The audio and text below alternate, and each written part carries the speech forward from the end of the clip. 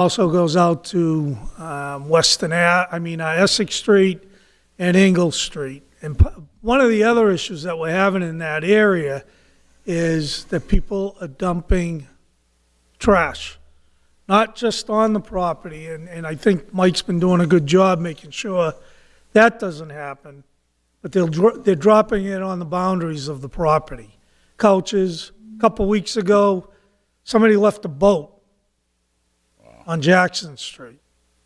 So, I mean, it's TVs, furniture, all kinds of stuff is being dumped there. That's why I'm suggesting maybe the cameras are security. Thank you. Thank you. Attorney Lamanna, would you have anything to add to that? No, it's certainly a concern from the City of Lynn Law Department's point of view that this is a potential liability. There have been some threatened lawsuits by neighbors with relation to if anyone's hurt or injured here with a fire that spreads in a area that is very congested. So that would definitely come back on the city. I think there's a very, yes. Thank you. Yep. Thank you. Does anybody have anything else?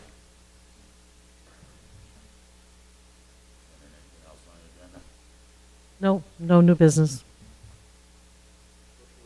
Motion to adjourn, second. All in favor? Aye. Councilor Calucci is here. Okay, thank you. We have one item on the agenda, the discussion related to a proposed RFP for the former Thurgood Marshall Middle School site at 19 Porter Street. As many of you recall, we had crafted an RFP in the past, sent it out. The bids came back as non-performing. So we would like to revisit that again and authorize the law department to once again craft a new RFP that can go out that won't be so time restricted to the close date, as that was the problem we ran into in the past. So if the committee is amenable to that. Second. Motion been made, seconded. Any further discussion? Roll call, please. Council Starbird? Yes. Yes. Council LaPierre? Yes. Yes. Council Calucci? Yes. Council Walsh? Yes. Council Field? Okay, any other business? No new business. Second. Vote second. All those in favor? Aye. Thank you. Good evening. Welcome to the Ways and Means Committee meeting. Madam Clerk, could you please roll call? Council Net? Present. Present. Council Starbird? Absent. Council Barton? Present. Present. Council Chakutis? Present. Council Seer? Present. Would you transfer, please? Okay. Transfer the sum of $64,200 from the account of reserve to the account of DPW expense to fund repair of hydraulic lift for vehicles. Roll call, please. Council Net? Yes. Yes. Council Starbird, absent. Council Barton? Yes. Yes. Council Chakutis? Yes. Council Seer? Yes. Transfer the sum of $27,624 from the account of reserve to the account of Essex Tech expense to fund additional students enrolled in Essex Tech. Council Chair. I just have a question. So, how come that comes out of the city budget, not out of the school budget? Just curious.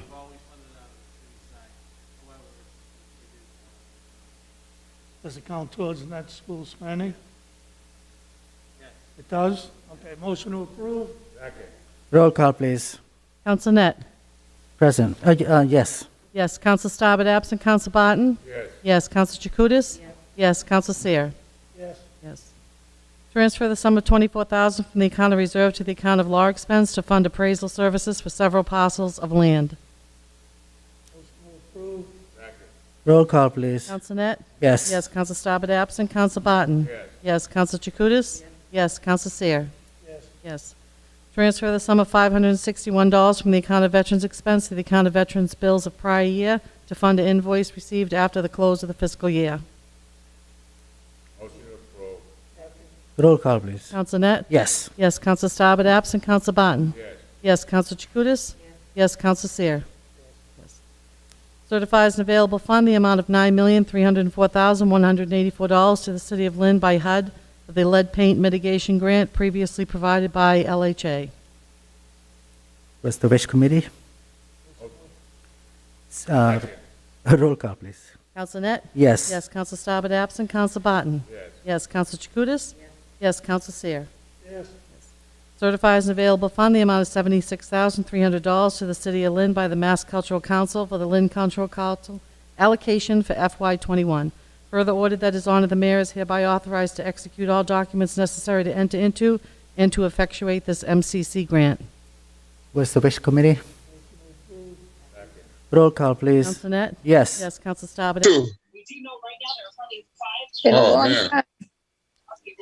It's been a long time, Martha. Yes, ma'am, it has.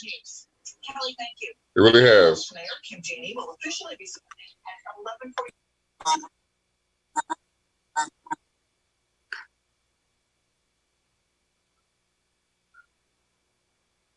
Pedro.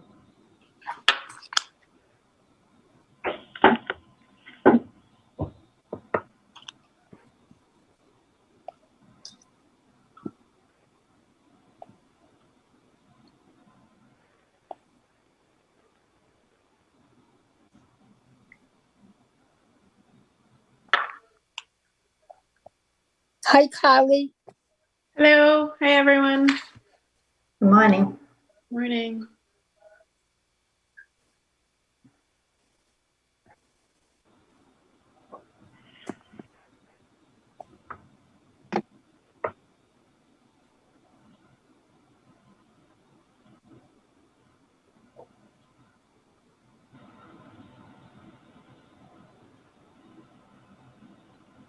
Good morning, Mr. Lamana. Good morning. Happy spring. Yes, finally.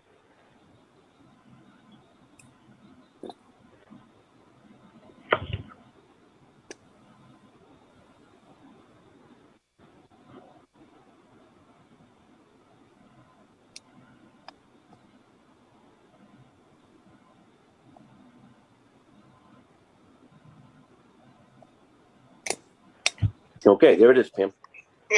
Thank you. Good morning, George. Good morning.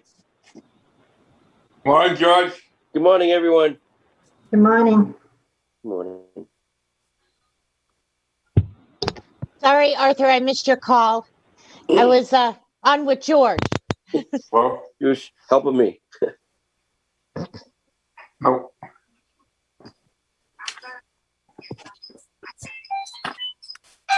Okay. I'm in the little council agent board meeting. Smitty, don't forget to mute. Okay, sorry. My bad.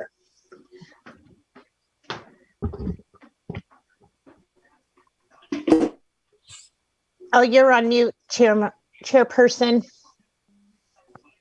All right, that better? Are we ready to get started? We are ready. All right. All right, Pam, All right, do you want me to share the agenda real quick so that everybody can kind of get us see it? yes, please. All right, and then I'll call attendance. 1 second.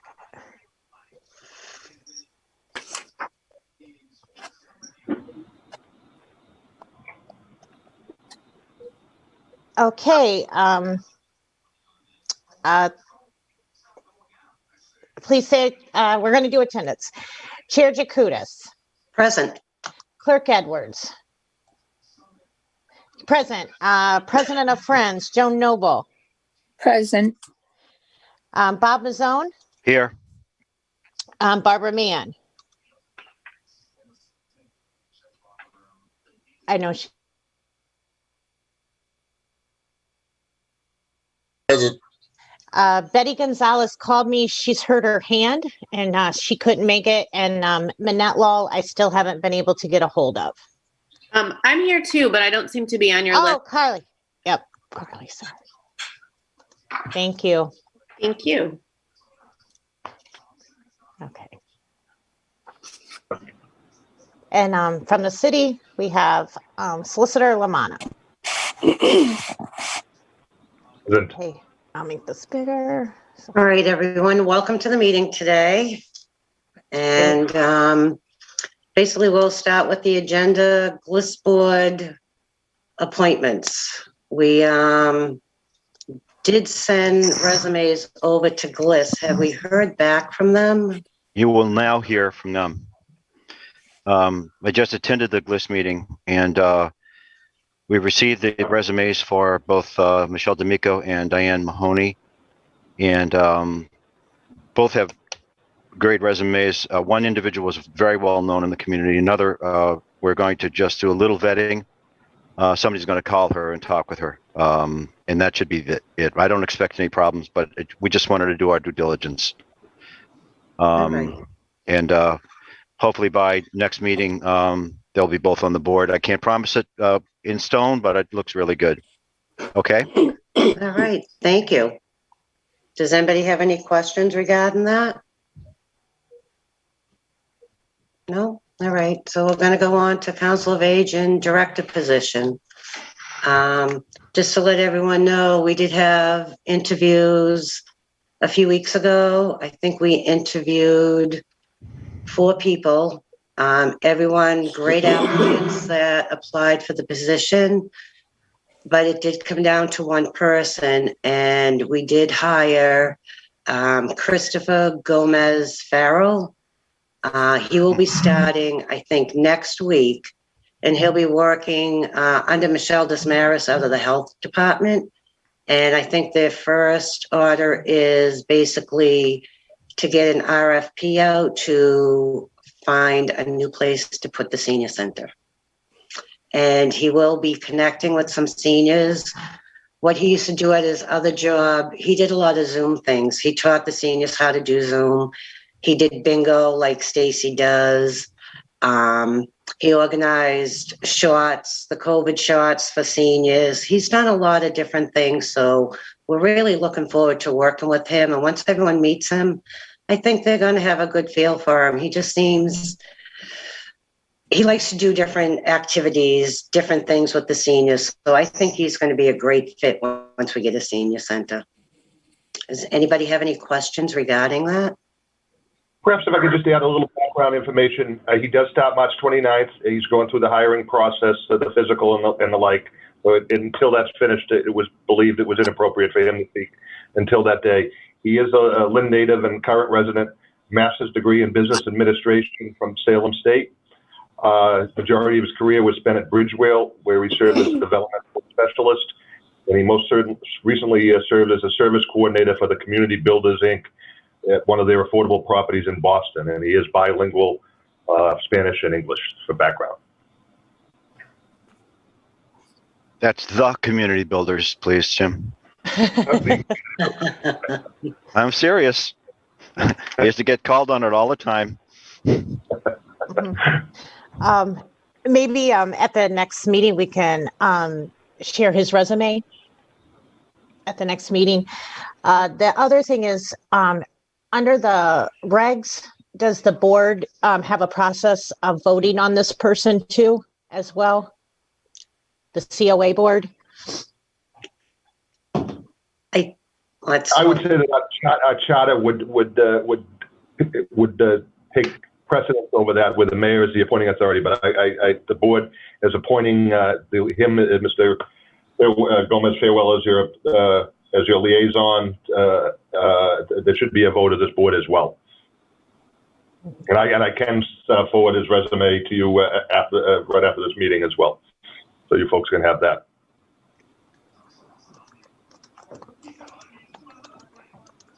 Any other questions? I have a question. Diana? Yeah? I have a question. Since there is no senior center at present, will he have an office in City Hall where we can get in touch with him? Yes, he'll be out of the health department working under Michelle Desmarais. Okay, thank you. And that is as of March 29th, did you say? Next Monday. Thank you. Okay. His hours will be City Hall hours for the time being. Obviously, that'll change once the senior centers is up and running as well. Thank you. Any other questions? Okay, I guess we'll go on to the next one. Council of Aging Board, welcome new members. George Harvey wasn't able to make it to the last meeting, Right. so. Well, George, welcome to Council of Aging Board. Well, thank you. I'm not sure if you know everyone, so if everyone just wants to introduce themselves to George. George, I'm Diana. You know me, but Diana Chakutis. Yes. Anyone else want to go next?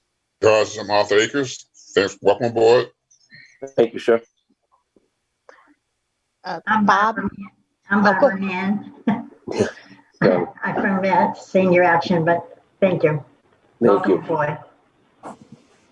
Thank you. Hi, George. I'm Bob Mazzoni. I'm a member of the GLIS board and Element Care boards, and I'm in Ward 1. Welcome aboard. Thank you, Bob. Nice to meet you. I'm Carly McLean. I work with the Lynn Housing Authority, and it's very nice to meet you. Welcome aboard. Thank you. Right, well, George, welcome. All right. And George George and I serve with the Friends. That's right. Nice to see you, Joan.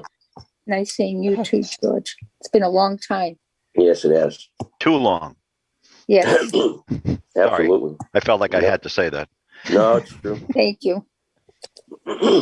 And then also on the LCOA board, Arthur was kind enough, he gave me Manette's number in the chat. So I will try to see where she is at. But even counting Manette, we have 9 members, and I believe the bylaws say we have 11. Is that correct, Jim? Yes, that's correct. There is a quorum for the meeting. Absolutely. So. Yeah. So, I mean, though, do we still need to recruit 2 members for the board to make it 11? Recruit with the mayor's appointment, correct, if there are 2 vacancies. So, yep. Okay. So, board short 2 members. And I do know that people put in for that. So I think that there's a group. So maybe we just need to contact the mayor's office to ask them about the process there.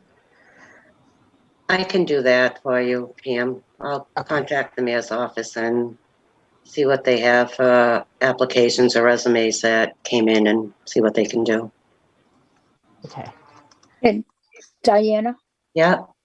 The last time that we met with the mayor, we also asked, and I can't remember who the person was that interviewed several people, and we never received any answer, yay or nay, whether they accepted us or they didn't.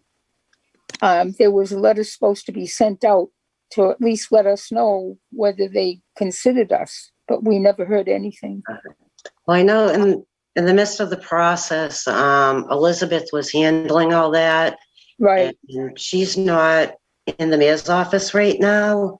So I don't know who took over for her. So I will find out all that information and see who's going to be going over the applications. Thank you. All right. Anybody have any other questions? No. Can Jim give us an update for the city as far as the progress of locating a new site for the center? So obviously the pandemic threw this all off kilter. So originally we advertised for the Council on Aging Senior Center Director back in January or February of 2020. It was our hope that there would be an appointment before the opening of the RFP bids that were going to be done in March, April of 2020. Pandemic, obviously we weren't able to appoint a Senior Center Director, and we received 0 responses to the RFP. The feeling from the mayor's office and from the Public Property Committee was that at this time, have a senior director in place that would assist in putting the RFP together. So beginning next Monday, I imagine that will be the first order of business for the new senior director, the director of elder services, I believe is his official title, will be to review that old RFP that you folks have seen before, and I believe generally approved of, and to get his input into drafting maybe a tweak the RFP this time to get some responses. From a good news standpoint, I've received a number of calls in the last 3 or 4 months from landlords that were very interested. The first go around, and what they told me was the reason that they did not bid back in March of 2020 is they didn't know what the post-COVID world would look like as far as rents and rental payments and the like. And they've expressed to me that there's a much greater certainty here in March of 2021 with the vaccine, and that they are still very interested in housing the senior center and would be putting together a bid. So I don't anticipate an RFP this go around receiving no responses. As I think I've explained earlier, there was a general consensus that if it was a 5-year commitment by the city, if the landlord needed to put any significant expenditures into the project, a 5-year commitment might not be much of a return on the investment they need. Certainly one thing that the city needs to confirm, there was some fairly significant monies identified, and I believe the fiscal 2020 budget now, so this is a year old, to assist in a build out of the senior center. And before we put the RFP out again, I'm sure every landlord's going to want to know is that money still available, whether it's from the fiscal 2020 budget or the fiscal 2021 budget we're in now, or even perhaps in the fiscal 22. And I thought that it was not an insignificant amount of money that the state delegation had secured to assist in that build out moving forward. But I see no reason why by May 1st an RFP is not out the door with an opening June at some point, a bid opening in June, and looking for probably a late summer, early fall, depending on the needs of the build out for a senior center to be ready to be operational, COVID notwithstanding. Can I ask a question? Attorney Lamanna, would there also be some new monies available relative to sort of COVID specific build outs? So for example, the Lynn Housing Authority has received money that we were able to use toward updated ventilation systems in our senior housing buildings in particular, but also in some of our office spaces. Is that something that we might want to identify in the RFP process? Because it would be a city building and would be housing our seniors who are going to need the same types of ventilation and things. Yeah, that's a great point. The third round of federal stimulus money, unlike the first two, were school housing specific, is my understanding. This that the number of conditions and limitations on the third pot of money that was just recently approved in the last month do not contain those same restrictions, but certainly ventilation is an approved source of spending that money. So we're using some of that money also for the future relocation of the homeless shelter on Willow Street across the street. So I do expect that there will be some fairly significant pot of money that for whether it's for ventilation or other purposes for a build out COVID expenditures, money that would be able to assist on this build out to make it a safer environment for our seniors. That's probably something the Board of Health can insist upon locally. Yes. So I wouldn't. And I certainly will speak to CFO as well on that to make sure he doesn't earmark money. The third stimulus is a lot of money, but we certainly don't want to the earmark monies.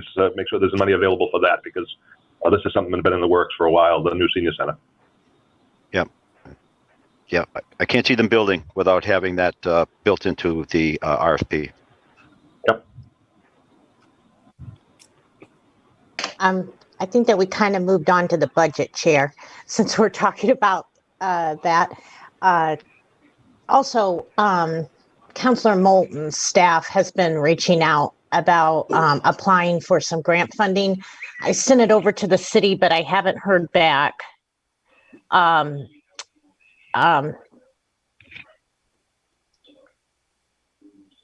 I was just wondering if anybody was going to follow up on those type of grants too.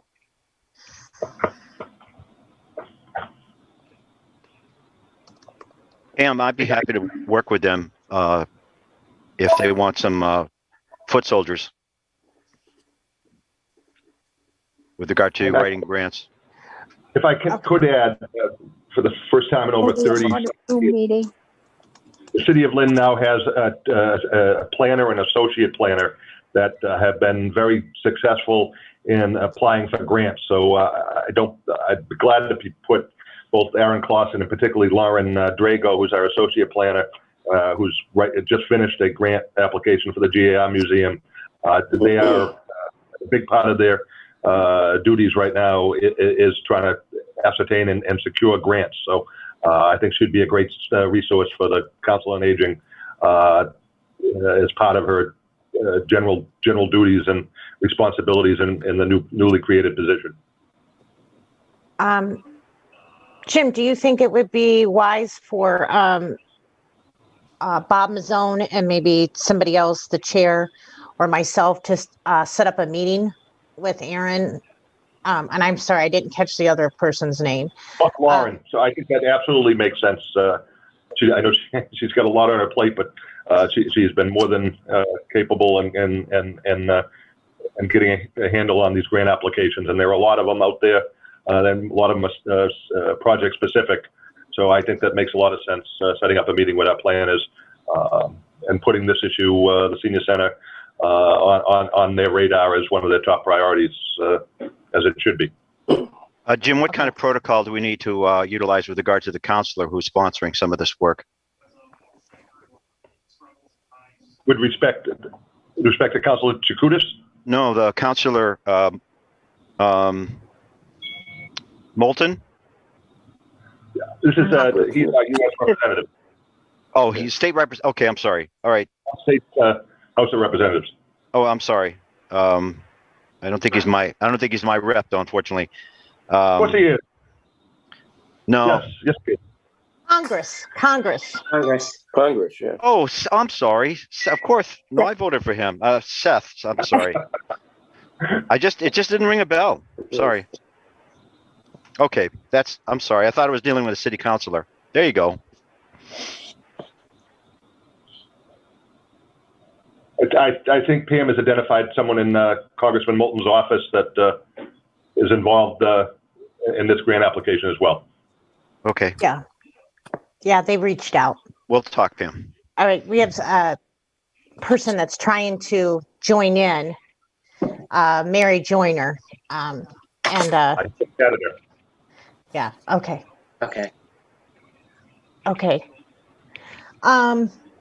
All right, so just Bob and I will work with Jim to set up a meeting with Aaron and Lauren to talk about that, to talk about other funding that we could seek to help with the location of the building.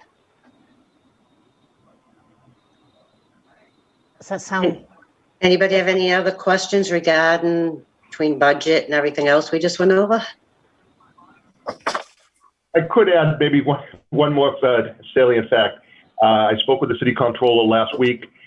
We typically get our state council on aging money pot this time of the year, and that money is available. They're going to be sending us contract documentation for the mayor to sign and the chair of the council on aging to sign. So just off the top of my head, it's somewhere north of $160,000 that normally would go in years past to GLIS for the operation of the senior center. Obviously, with no senior center this year, this is another pot of money that is available, and it's roughly half of your annual budget in years past. So whether this rolls over into fiscal 2022 July, or part of a build out. Councilor Chakoudas' efforts, we were fully funded on the city side. So, and obviously, with the senior director, director of elder services, starting March 29th. There's about 8 or 9 months of salary that was unused. So there'll be some significant funds from this fiscal year unexpended that will be available to this board moving forward. Well, that's good news. Wow, good news. How unique. Anybody have any other questions? No? No. All right, so we're gonna move on to the Friends report. That would be Joan. Well, unfortunately, due to the pandemic, which we have all been subjected to, there have been no meetings of the Friends. And we are anxious. We're in touch by phone. Everyone is anxious to see the development for the new senior center director. So that will be good news to report. And what we had to do, because we were not getting mail or bank statements, we did have the address, which mail originally was going through to Salisbury Street. We did go to the bank and changed it. So now, hopefully, the mail is going to our treasurer. And we have been getting the bank statements. Okay. Who does that mail need to be forwarded to, if Gliss has any of it? It could be forwarded directly to me, Bob, Okay.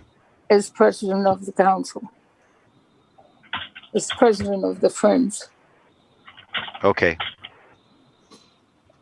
I'll check with them. Thank you.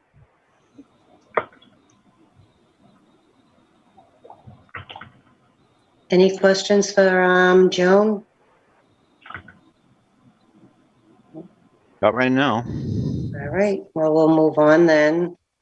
Well, next on the agenda is COA building plans.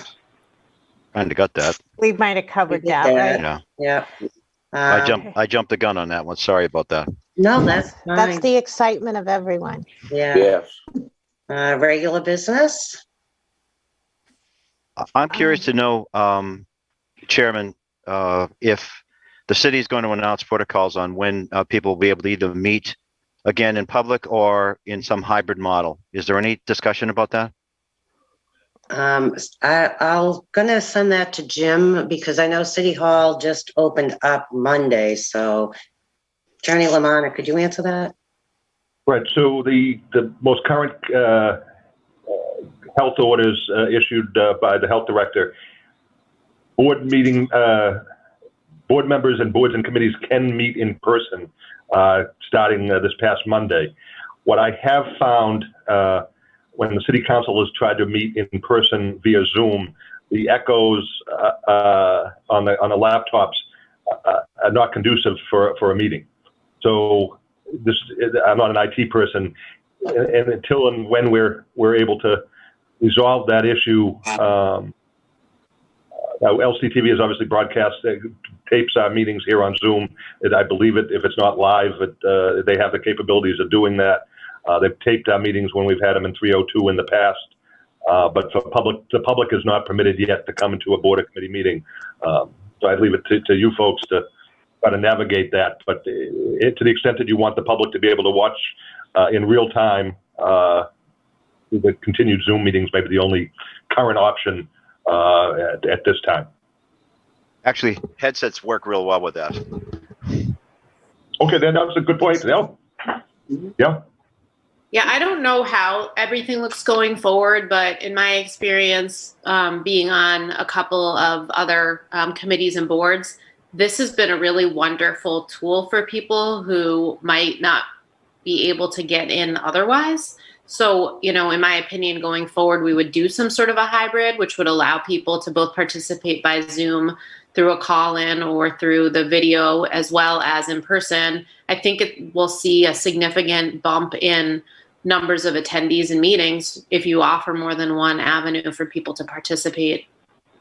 I agree. Yeah. I second the motion. Attorney McLean's point, I know Boston has an ordinance that was introduced that all boards and commissions in Boston would, if passed, would have a Zoom component regardless if the public in the future can come to a meeting. So I think that is the, that is the future of public participation. It's great. Yeah. It makes sense. It's actually one good thing to come from COVID.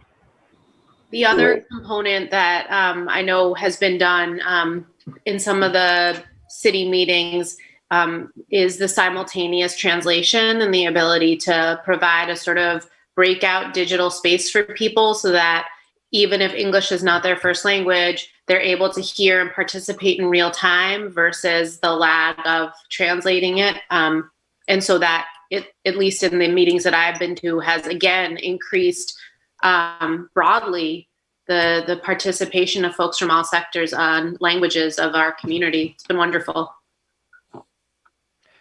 Does that include VTT technology, Carly? It's literally just part of this Zoom meeting. They have a, there's the ability to do what's called a breakout room within a Zoom. And so it, in a way, like segments so that you can have a different audio running, or you can have a different, in effect, it's almost like a different conversation. I've seen it used most often in my court appearances when there's a, you know, a mediation or some type of negotiation between parties where they put you in this room. And so you're still sort of part of the mainframe, but the mainframe can't hear all of the discussion coming from your side, which in this instance would just be like the simultaneous translation. That'd be a great way to include hearing impaired folks. Yeah, 100%. There's the service that Lynn Housing uses allows for American Sign Language translation as well. So, you know, it's a very good service. It's 99 cents a minute to provide it. I just cannot speak highly enough of it. That's great. Yep.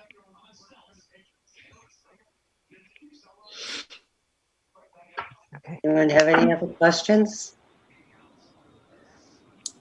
All right. Tony, you know, I have a question. Are we still looking to rent? Or do we have any thoughts on building a new center, building up that we own, city owns? George, you got a bandwidth problem. Yeah. George, you broke up a bit, but him and I had a conversation. He wants to know if there's just going to rent, or do we have plans on building a Lynn Senior Center?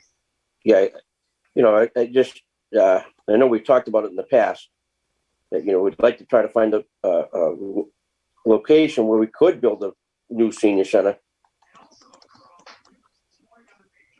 I think commercial rents are going to be pretty reasonable, so it might be advantageous to lock into a long-term lease, you know, money-wise, but ultimately it might be appropriate to build. What do you think, attorney? I would say it is a fluid situation. When we went out to bid last February, March, the feeling from our CFO was that our financial situation was turning around to such that a 5-year lease with an eye toward a permanent construction at the end of the 5-year lease probably made sense. Now, once COVID and the pandemic hit, I think the initial reaction was it probably will be for some period of time with loss of revenues from the city and state, would be a longer term rental. No question the state and federal government have stepped up with municipal aid. I have not had a discussion with the CFO on where he stands now here in March of 2021, but it'd certainly be part of any discussion. And this is a very important question. If landlords are reluctant to enter into just a 5-year lease, and we were unable to do a short-term lease, then that's not serving our seniors. But then again, if we entered into a long-term lease and our financial situation is such we could own something in 5 years, that may not be serving it. So this is absolutely a worthy discussion, and I think bringing the CFO in and at the next meeting with our new elder director, this is something that should be flushed out by this Council on Aging and our city financial team. There's no easy answer to this one. I didn't think it would be easy. I didn't think it'd be an easy answer. I just, you know, it's just the expense to reconstruct the senior center somewhere else, and then later on, if something changes and we're back at square one, where we don't have a senior center again, or some kind of complication with the landlord or the rental property. It just, it's kind of like, is it in our best interest to invest now instead of later?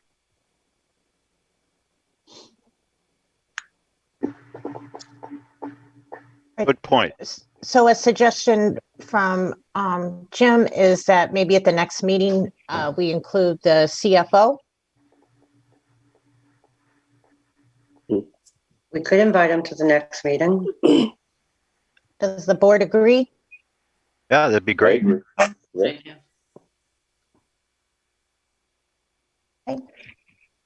I had a couple things.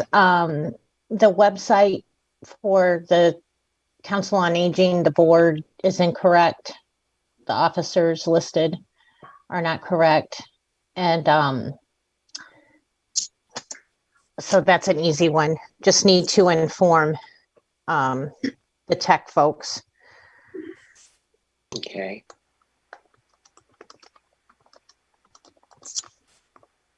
It still has GLIS names listed.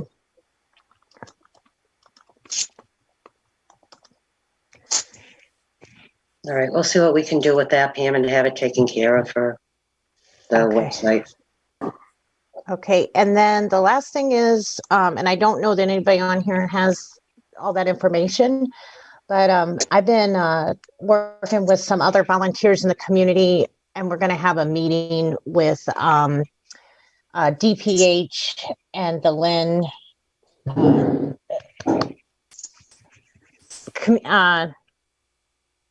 oh my God, the clinic that's doing all the vaccines. In community health. Yes, Lynn Community Health, Thursday night. And so one of the things that I wanted to do and thought COA might be able to help organize is, and Bob, maybe GLIS too, is to get somebody from GLIS, Element Care, Zabato, the day programs, to see how they're reaching out to the homebound people. And those who do not live in senior housing. Wouldn't the Board of Health be the repository for that information? They're coming Thursday, but what the doctors at the community health department are saying is what's being decided at the top level is not happening on the ground, the people who are in the neighborhoods. So that's what I was wondering if maybe we could help with the community group that is trying to reach those, especially people who historically have not been treated as well whenever it comes to vaccine and medicine in our country. Yeah. And then those who may not get the information or the access, who may not be able to navigate websites, don't really understand how to do the phone call or don't have the number. So just want to put that out there that if we are going to talk with DPH tomorrow, but also probably going to need some help in educating the public through those avenues as well. Yeah.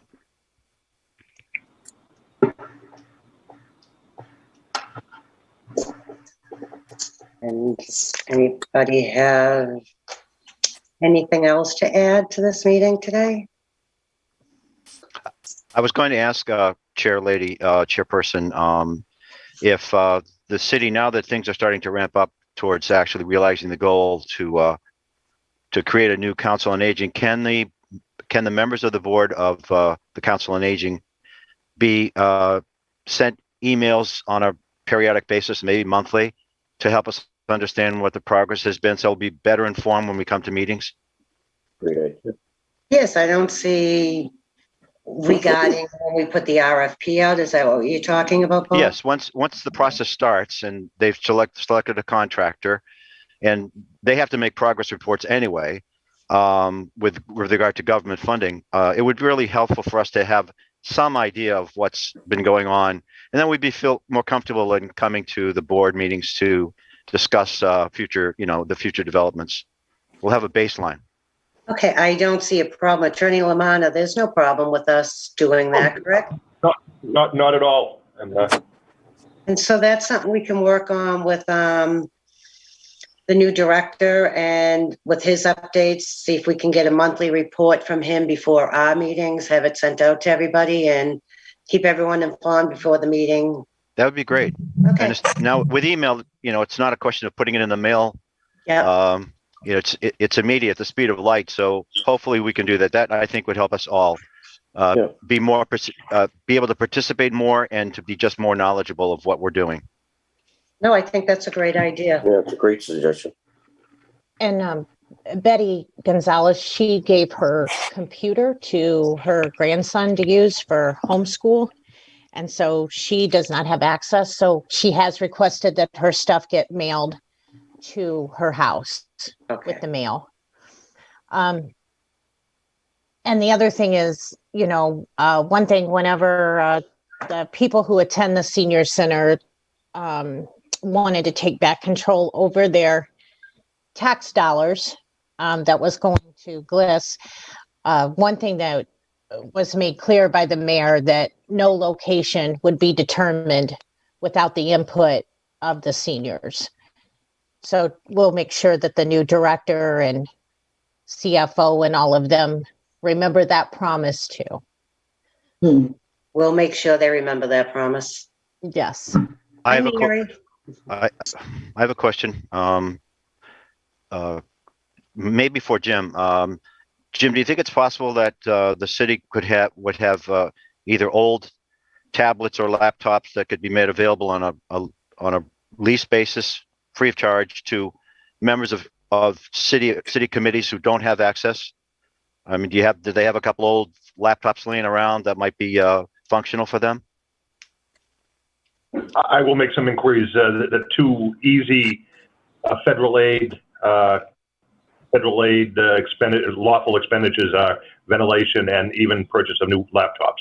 So that one way or the other, if we don't have them available, this is exactly what the federal money was meant to be spent for, is to combat these remote meetings are the direct result of COVID. So absolutely, I'll pursue that. Thank you. I mean, it's a natural extension of the hybrid model. Yes, no question about it. Thank you. And if there are any board members that do not have a laptop, that would be helpful as well. Whether it's to Chairperson Chakoudas, and we'll reach out to all the boards and commissions to see who have laptop issues as well. Does the new legislation allow for access to broadband as well? I do not know. I do not know that. I think just if you're a student. Okay. Well, we can call them students then. All learning every day. Yeah. Is it? Anyone have any other business? Good to see you all. All right. If not, we'll see everybody at the next meeting next month, and we'll have the new director with us. And thank you, everyone, for coming today. Yeah. Thank you. Take care, everyone. Take care. Bye-bye now. Bye-bye.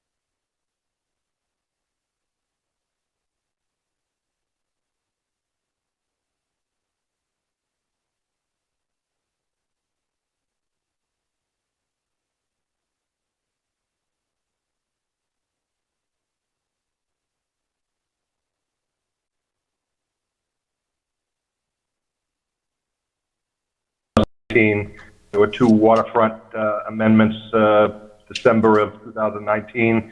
January of 2020. There was also some changes to the zone ordinance as it relates to the Washington Street overlay. So those amendments have been codified and included in one comprehensive document. There have been no substantive changes to the document. There has been some reheadings and some renumbering of sections over the years. Different styles and different headings were used. So I believe it's a much more readable document, much more consistent as far as there's a title for every paragraph that helps explain what the section is. So again, there's no substantive changes to the existing zone ordinance. We'll hopefully be able to put this online so the members of the public, they'll be able to see one document rather than going through the 18 amendment recodification and then grabbing loose. Thank you, Attorney Lamanna. Commissioner Donovan, would you have anything you care to say? Or are you all set with the comments? No, Mr. Lamanna did a fine job explaining what it is. I would respectfully request the board to approve this recodification. And again, is there anybody in the audience that had any problem with the video, audio, or anything where they couldn't speak? Hearing none, is there any, what is the wish of the board? I'll make a motion to accept the recodification of the zoning. Do we have a second on that motion? I second. Motion made and seconded. Any discussion on the motion? Hearing none, I call a roll call. Mr. Price? Yes. Mr. Ma? Yes. Mr. Angley? Yes. Mr. Stillion? Yes. Motion passes. Motion passes. Okay. Okay, we're going to do a public hearing. I should read the call-in number for everybody who's watching at home if they need it. The call-in number is 1-224-501-3412. The access code is 838-031-189. Okay? Thank you.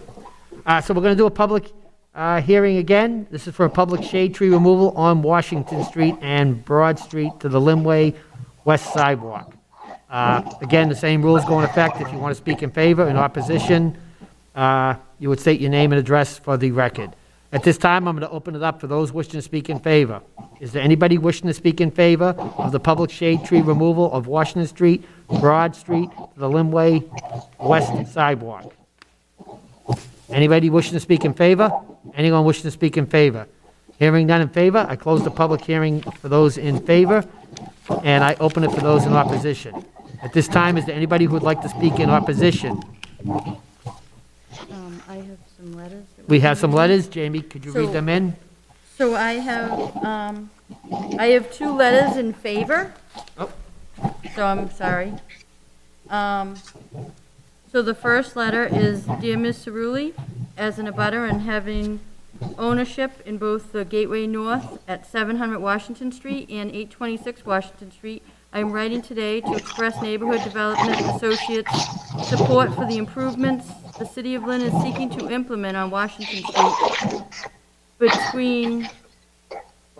between Broad Street and the Linway, specifically as it relates to the removal of trees to widen the road. First, let me be clear, NDA understands the critical importance of urban trees and the many benefits they provide.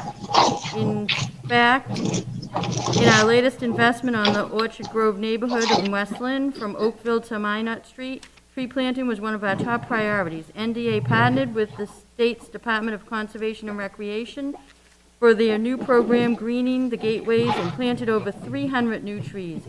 Urban trees can slow traffic, reduce noise, reduce flooding, contribute to cooling and energy savings, improve air quality, and have an aesthetic and socio-economic benefit.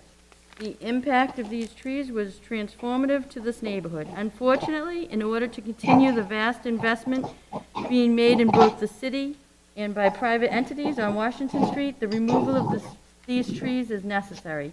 Since 2007, the vision for the neighborhood has been to transform a blighted, rundown street into a safe, walkable gateway to the downtown Lynn, to connect the waterfront and North Shore Community College to the commuter rail, the MBTA garage, and the auditorium. To this end, it is critical to support the residents and businesses with parking and create a safer roadway for traffic and pedestrians. Although the removal of trees is necessary, the good news is that the trees will be removed. The trees that will be removed will be replaced as part of this work. New, healthy trees will once again line the sidewalk when the work is completed. The new neighborhood will receive the infrastructure investment it so badly needs and also reap the benefits of new urban trees. For these reasons, NDA offers support of the Washington Street improvements and the removal and replacement of its trees. Sincerely, Charles Gator, President of Neighborhood Development Associates. Thank you. Again, before she reads the next one, if anybody is not speaking, if you could silence your mic, we won't have the background noise. Go ahead, Jamie. Okay, so the second letter is addressed to the Lynn Planning Board. Dear board members, I'm writing in support of the petition to remove 8 trees on Washington Street abutting North Shore Community College's property. This past year, my office was awarded a $1.6 million MassWorks grant to rehabilitate Lower Washington Street from Broad Street to Linway. This work will include new sidewalks, paving, antique-style lighting, and the installation of 38 new angle parking spaces that will help accommodate an increase in housing and business activity in this area. In order to implement these improvements, it will be necessary to remove and replace existing trees. The trees in question are located along the south side of Lower Washington Street. Our plan calls for removing the existing trees and installing new trees along the sidewalk. As you can see from the enclosed photos, the existing trees have severely damaged the sidewalk, creating dangerous tripping hazards for pedestrians. The species of replacement tree will be more conducive to an urban environment and will tolerate dry conditions, road salt, and other elements. Moreover, the new trees have a growth and root structure that will not damage the newly installed sidewalks. We are excited about this transformative $1.6 million project and the positive impact it will have on the Lower Washington Street area. As you may recall, the Lynn Housing Authority adopted the Washington Street Gateway Master Plan in April of 2008. We are realizing much of this plan's goals and objectives, and this roadway project is an important piece of that plan. Should you have any questions, please do not hesitate to contact me. James M. Marsh, the Director of Community Development. Thank you. Do we have any emails or other correspondence? Not in favor. In opposition, I do. Would you Okay. like me? Yep, we're in the opposition not, so if you could have anything in opposition, we'll start with the emails first. Okay, so I had 2 emails initially, and they withdrew, and then these came in this afternoon. So these are the current. This is from Nico Chan, and it says, I object to the removal of the trees near North Shore Community College. They are an important part of our town. They help keep the air clean as well as being beautiful. I have lived here for 16 years, and I don't want Lynn to look like a wasteland. People who live in neighborhoods with more trees are happier and less stressed, which is, of course, especially important these days. Please do not remove the trees. Thank you. We have another? We have another from Dear Tree Warden. Please plant more trees and leave the ones there alone. We have lots of human and animal visitors lately, and we need the trees for fresh air and homes for the critters. Lynn is a tree city, as Mayor Kennedy proclaimed a few years back. So please leave the trees on Washington Street alone and the rest of Lynn. Again, plant more trees. They help with increasing temperatures and to mitigate soil erosion. Thank you. Maria Ramos, a concerned Lynn Lynn citizen, sorry. P.S. Again, please plant more trees and leave the old ones alone. P.S.S. I am very sad that you cut down the tree in front of my house on Nahant Street. Please plant another one. Thank you. And we have one more? Dear Mr. Cerulli, thank you for opening the discussion for public comments regarding the trees on Washington Street. I would ask that you please keep and not cut these trees. The Sagamore neighborhood has lost an incredible amount of trees in the last 2 years, and we do not want to lose more. Those trees provided shade for walkers, habitat for birds and other wildlife, carbon sequestering, roots to prevent erosion, and make a natural and effective border for North Shore Community College. Cars already drive too fast on Washington Street, and widening of the street and removal of the trees is not a benefit for the residents of the neighborhood. Please reconsider the removal of these trees. Thanks again, Yusuf Hayes, a Sagamore neighborhood resident. Do we have any more correspondence with emails? We do not. Again, does anybody wish to speak in opposition for the public shade tree removal on Washington Street, Broad Street? Go ahead. You want to turn your mic on to speak. Thank you. Yeah, I mean, I live in this neighborhood. I live on Nahant Street, 121 Nahant Street, and the characterization from one of the developers in support of it as a blighted and rundown neighborhood is just not true. And every development that goes in and every construction change that happens, I understand that it's an economic benefit for these people, but for those of us who live in the neighborhood, every one of them erodes our quality of life further. More construction, more tree removal. And I'm the one who said cars already drive too fast on the street. The idea of people with kids who already don't have a working crosswalk on Washington Street, trying to navigate more construction along with the removal of those trees, it's horrific. Yeah. Thank you. Thank you. Is there anybody else wishing to speak in opposition? Is there anybody else wishing to speak in opposition? Is there anyone else wishing to speak in opposition to the public shade tree removal, Washington Street, Broad Street to the Limway West Sidewalk? Last chance. Hearing none, I close the public hearing in opposition, and I close the public hearing. What is the wish of the board? Or again, Attorney LaMotta or Paul? Can I make a comment? Yes, you can. I'm not sure if Mr. Hayes knows that the trees will be replaced. So they'll be removed and then replaced by, other trees, at least in the same amount. Am I correct? Thank you. Thank you, Mr. Price. Yeah. Yeah, they're removed but then replaced. Yeah. And I think the replacement will be more conducive to urban, we've done this before, trees that are more conducive to urban settings. Right. I'm thinking mostly about the people who live in the neighborhood. I guess my concern goes beyond the trees, but the trees are included. But I understand, I appreciate what you're saying. Yeah, thank you. Thank you. And again, anybody who wants to speak, just let me know through the chair, please. Paul, you finished? I'm all done. Thank you. Anybody else? Andy? Yeah, just to add to that, Mr. Hayes, so the trees will be felled, or we would like to fell the trees that are down there and replace them with species that are more kindly to sidewalks. But the project itself is not to increase, traffic down that road. In fact, it's the opposite. It's to slow traffic down and to supply some compliant, ADA compliant sidewalks and crosswalks across the street. So you'll have a better, a more safe way to get from Nahant Street across Washington Street and then over to the new boardwalk along the coast. So the big picture is to make your life better through this. And I know the design engineers from World Tech are here. They could probably, shed some more specific information on the design and the benefits to the city because of it. Thank you, Mr. Hall. Go ahead, Rick. Hi, good afternoon, and thank you for allowing me to speak. Again, Rich Benevento, I'm the president of World Tech Engineering. Also on the call here today is Bill Mertz. He's vice president of World Tech. Just a little perspective. I was born and raised in Lynn, lived in Pine Hill, so I'm a Lynn person. So I understand the demographics and the issues throughout the city. As Commissioner Hall mentioned, this project is a complete streets project. The city adopted a complete streets policy, which really is that when we do projects, we try and accommodate all users, so not just vehicles, but pedestrians and cyclists and so forth. This project will provide a rapid flashing beacon to Mr. Hayes' concerns about crossing and so forth. So that will be in place. But I know today we're here to talk about trees.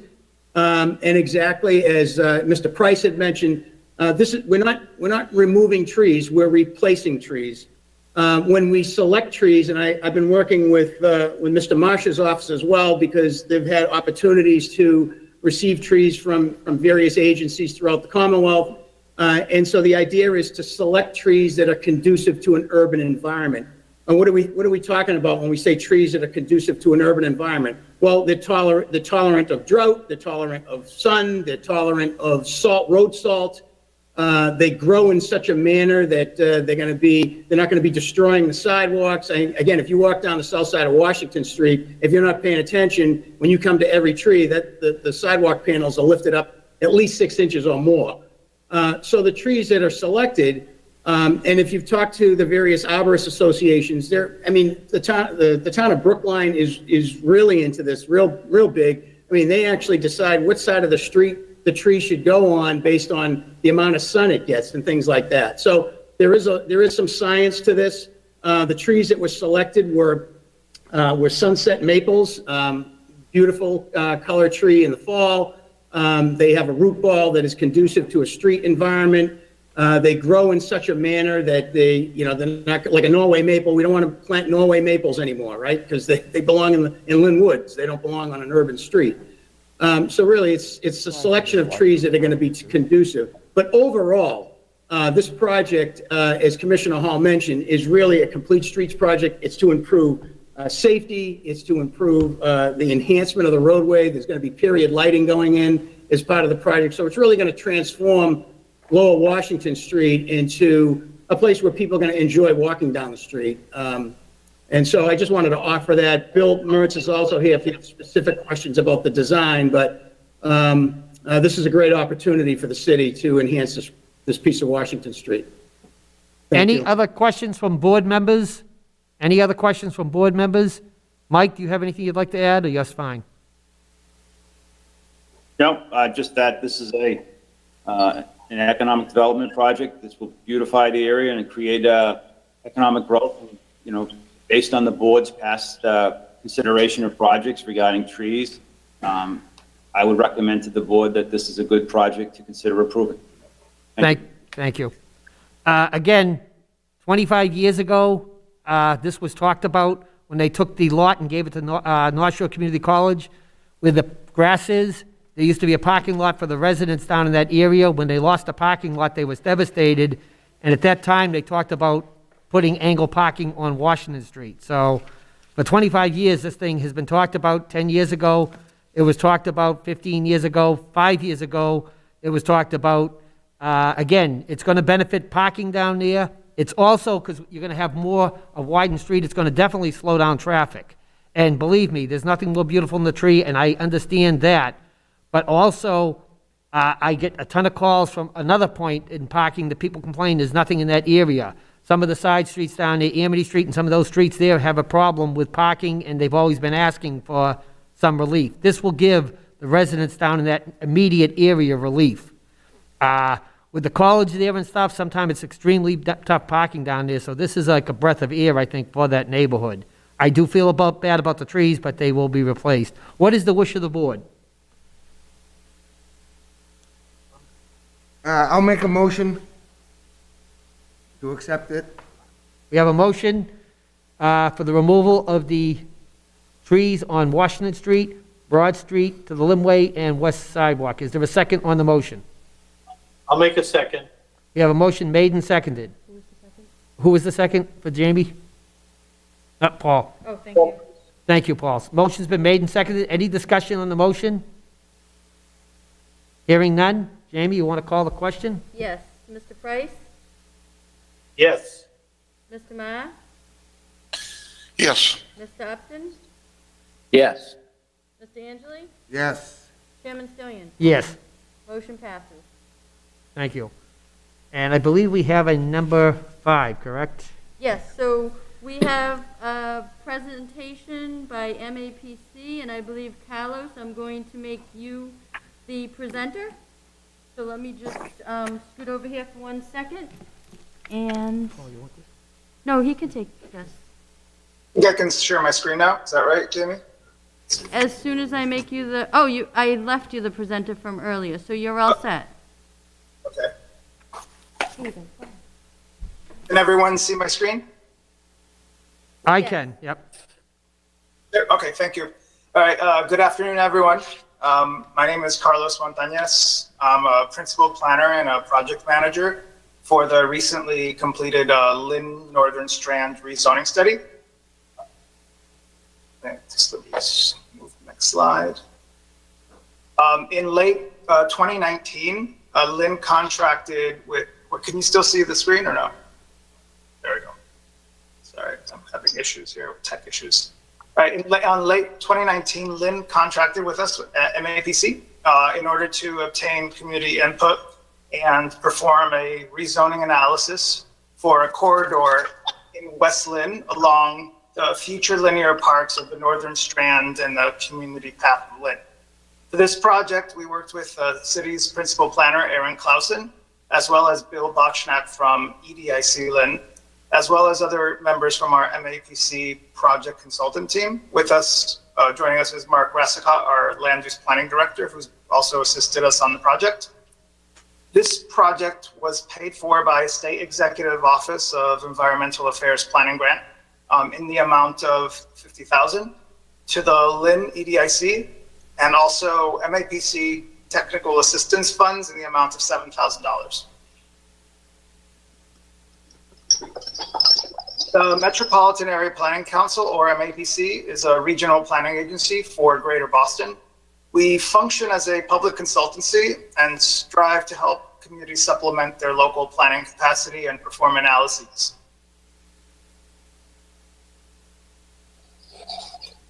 The purpose of the Lynn Northern Strand rezoning study was for a rezoning study that included community survey input for clearer and purposeful regulations for desired community development uses, mutual activation of the Northern Strand and the community path of Lynn linear parks, as well as city economic development goals.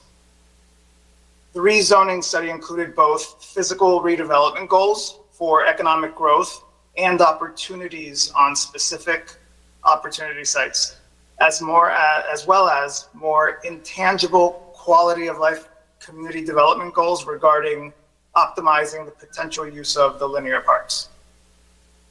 In addition to zoning report recommendations and proposed language for an ordinance, the report makes recommendations regarding wayfinding signage and branding at the park trailhead entrances located at major intersections with streets, and also on the redevelopment opportunity sites.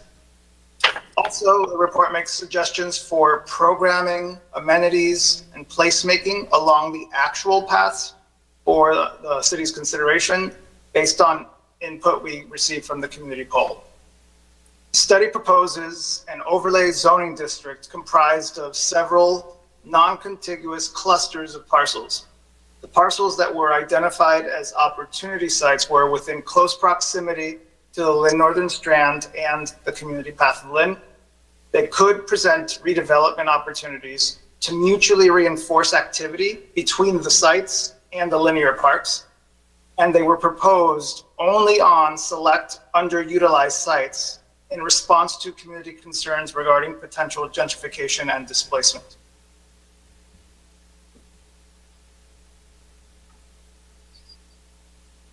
In terms of community outreach, there was pre-pandemic neighborhood outreach in January 2020 in Ward 6 in coordination with the Community Path of Lynn Coalition and EDIC staff, Lisa Wallace and Bill Bachschnack, respectively.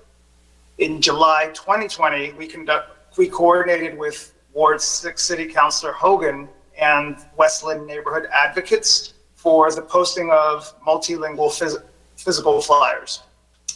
And in the months of July and August 2020, we had a 7-week-long survey with 341 responses, and it was multilingual in the Khmer, Laotian, Haitian Creole, and Spanish languages.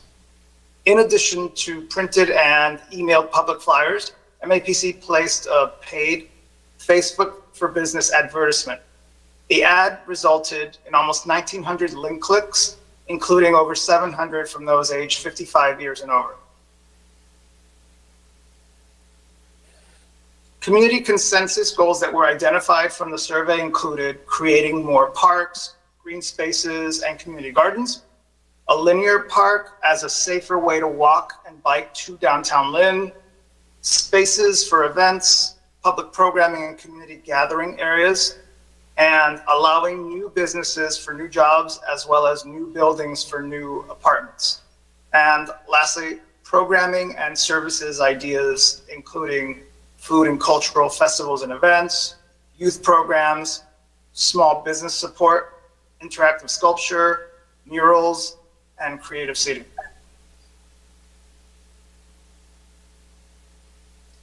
In terms of highlights from the report, the recommendations incorporated community consensus ideas from the survey. The report includes a series of text, policy, and map amendments for a proposed overlay district comprised of 3 sub-districts. The recommendations include a potential purpose and intent section to explain the process and the analyses, rhyme, and reason for the amended regulations. As it stands, Lynn's zoning ordinance does not provide explanatory language when it establishes specific zoning districts in section 3.1. We highly recommend doing so as to provide institutional knowledge to document the rezoning study and the community input process. This language can help provide a rhyme and reason as to why the uses and other regulations are the way that they are for the properties in the proposed overlay district. The proposed overlay does not change the regulations of the 4 different underlying residential and industrial zoning districts, and property owners can opt to continue with those. The overlay is intended to be an alternative that provides a clearer suite of regulations that allow for the community goals tied to the forthcoming improvements to the Northern Strand and the Path of Lynn. The study focused largely on land use regulations, as the analysis indicated that the existing dimensional regulations were adequate. On the right, you can see the study area map. There are 3 groupings of parcels that each form a subdistrict with slightly different use ideas based on the community survey. The sites were carefully selected and existing neighborhood residential properties were avoided for inclusion to limit the potential for displacement and gentrification. The recommended section, purpose and intent section, mentions 7 key aspects of the rezoning study and community goals to preface the other recommended zoning amendments. It mentions economic growth goals on select opportunity sites, the fostering of community ideas for services, open space connections, and possibly upper story housing opportunities, the importance of 2-way pedestrian and bike traffic between the linear parks and the potentially redeveloped sites. And lastly, it provides clarity with desired land uses and site plan review criteria for connectivity and ground floor activation. Each sub-district also has its own purpose and intent subsection. Sub-District 1, near the intersection of Summer Street and Western Ave, which is close to Berry Park, is for more lower scale neighborhood uses. Sub-District 2 at Market Square near Market Basket is for greater economic growth and redevelopment, including possibly job opportunities. And Sub-District 3, located at Bennett and Summer, also has economic growth emphasis, but it's geared more towards compatibility with the existing commercial and light industrial uses.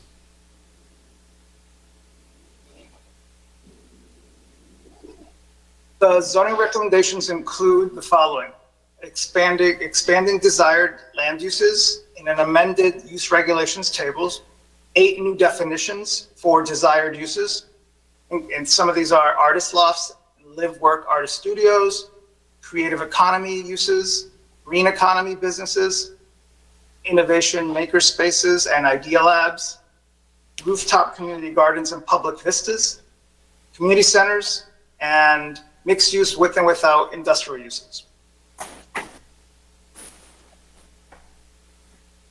The recommendations also include site plan review redevelopment criteria for connectivity and ground floor public realm activation to ensure that there's not a disconnect between the edges of those parcels that interface with the Strand and the Path, and the possibility for moderately reduced parking to leverage the nearby bike and pedestrian resource, and reduce redevelopment hurdles, as well as the greater housing costs that are associated with accommodating parking at a loss to usable, leasable building floor area. This potential reduction in parking would be in exchange for bike infrastructure and/or on-site car sharing spaces and vehicles. Lastly, regarding the proposed amendments, the building height regulations were not changed since they were deemed already adequately permissible during the initial project analysis.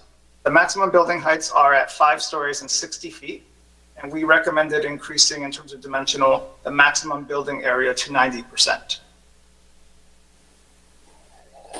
This concludes the brief presentation. I want to thank you for your time, and we'll open it up for any questions you may have. Okay, anything from the board, or Mike, Jim, Andrew, anybody? Andy?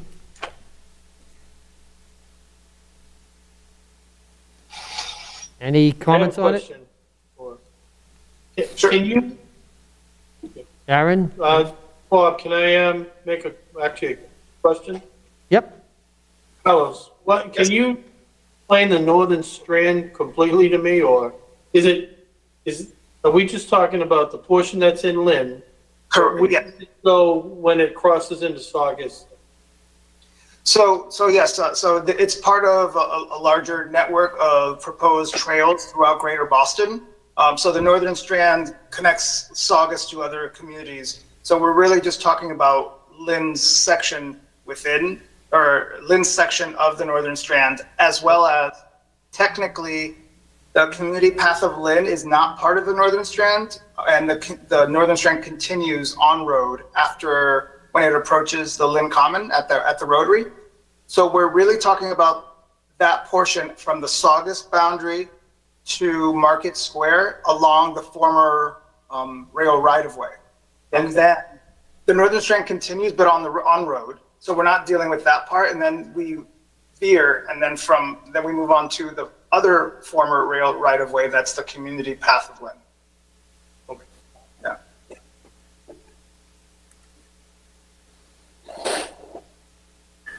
Okay, any other comments? We do have. Bob? Go ahead. Go ahead, Yeah, Steve.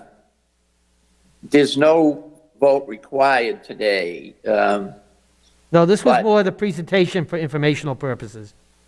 Okay, all right. I was reading, a lot of people had some concerns about safety along different parts of the rail, I think where the railroad tracks had been, et cetera. Is there any recommendation for the city in the future to provide extra kind of safety in those areas? So as a part of the survey, we did include amenities and potential improvements. The scope of the rezoning is actually for the private parcels that are the opportunity sites, but we also designed a survey together to get people's ideas about how to improve the actual, the actual future parks. And part of that was nighttime lighting for safety, in addition to other things. So we do have that. It shows up in the appendix in the report, and it did rise to in terms of community consensus. A lot of people who took the survey specified that, and we also specify that when you provide the nighttime lighting, that you have downward facing lighting so that you avoid environmental pollution at night. So providing the safety with the lighting, but also not contributing to nighttime light pollution. Mr. Chair, this is Aaron Clausen. I wonder if I could just follow up on Carlos's comments. Yeah, go ahead, Aaron. Thank you. Just appreciate the question about public safety around the trail. I think the other aspect of the recommendations from the study talks about land uses and in a mix of land uses along that corridor to activate the space a little bit more. And so in addition to some of the physical improvements that could be made in a public space like lighting, benches, and other amenities, the uses around that public space are really important in making it safe. So a lot of the different uses that Carlos referenced, the mixed uses with residential, the commercial uses and retail uses that are combined, are a way to kind of invigorate and activate that space, which, by having eyes on the street, if you will, can make it a safer spot for users, whether they're going to to utilize the pathway or just are in the area. So that's another aspect I think that's important when you're talking about public safety. Okay, thank you. Anything else from the board? Well, I'd just like to comment on the Strand itself. I'm so happy to see it being built and nearing completion. So, thank you. Thank you. And I know Steve Winslow, who started the Bike to the Sea process many years ago, is overjoyed about it. So, just thank you for doing this. Thank you. Any other things from the board, or do we make that important motion? Motion to adjourn, because we do have to get out of this room if anybody wants to make it. They do have a meeting after us. I will make a motion to adjourn the Second. March 16th board meeting. Motion made, seconded. All in favor? Aye. Aye. Thank you, everyone. Thank you, everyone. Erin, Thank don't you. forget. Erin, don't forget we have the traffic tonight.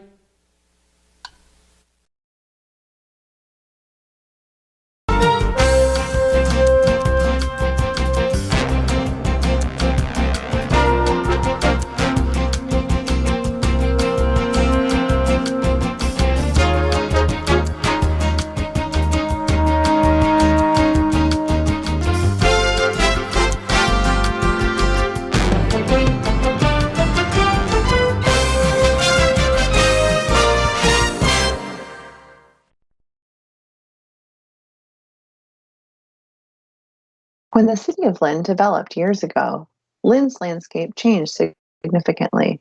In fact, Strawberry Brook, which historically flowed through Lynn and discharges into the Saugus River, was forced underground to allow for development. Now, Lynn's systems of pipes, culverts, outfalls, and drains quickly convey runoff to nearby water bodies, but can get overwhelmed in heavy storms. Localized flooding often occurs in areas where the former brook cannot easily flow. With climate change, the city can expect more intense and frequent storms, more flooding, and hotter temperatures. So what are we doing about it? The city developed a resilient stormwater management and implementation plan to identify and implement projects that address urban heat island and stormwater issues in the Strawberry Brook watershed. The first green infrastructure elements from the plan will be installed along Boston Street and at Berry Park and the GEAA fields. This project area was chosen as a high priority for short-term implementation based on technical analysis and community input. Lower Boston Street is a major area of concern for flooding and property damage, and is also one of the parts of Lynn that will be particularly affected by extreme heat events through the urban heat island effect. Urban heat islands are areas with elevated temperatures due to limited shade and asphalt surfaces. Urban heat islands can cause poor air quality, heart-related illnesses, and result in increased energy costs. Green infrastructure features such as bioswales, tree box filters, permeable pavement, and planters will be installed along Boston Street to capture rainfall and runoff. These use natural processes to infiltrate and treat stormwater, improving stream conditions, and increasing the community's resilience to climate change. These nature-based solutions have public benefits too. For example, tree plantings help provide shade and a cooling effect during heat waves. Learn more about the Boston Street and Berry Park projects and ways to engage on our website. We'll be working with you to understand how we can design green infrastructure solutions for this corridor that provide public benefits that will improve your life. Go to our website to find opportunities for engagement, including online surveys and more videos in our series. Thank you for watching. We look forward to hearing from you.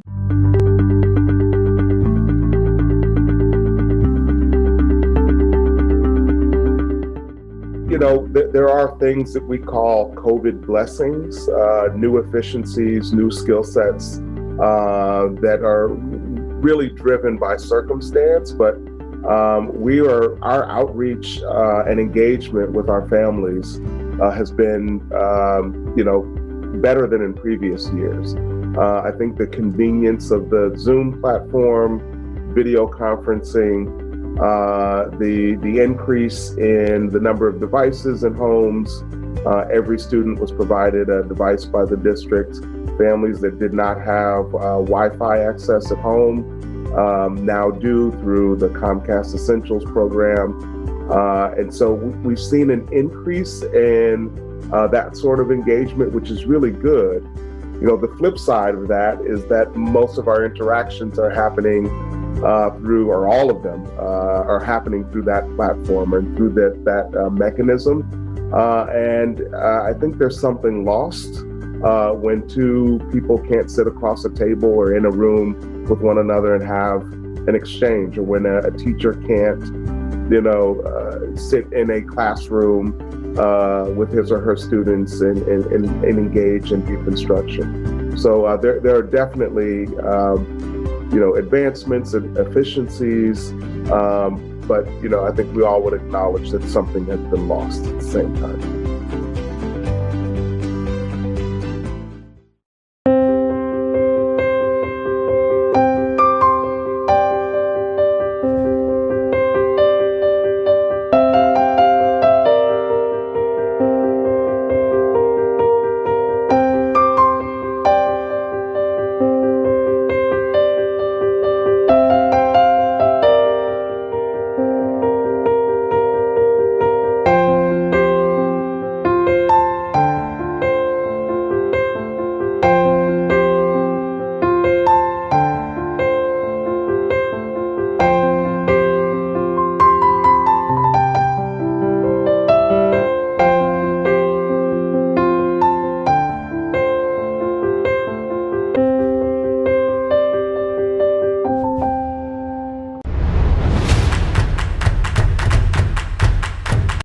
You're watching Lynn Community Television, Lynn's public and government access station.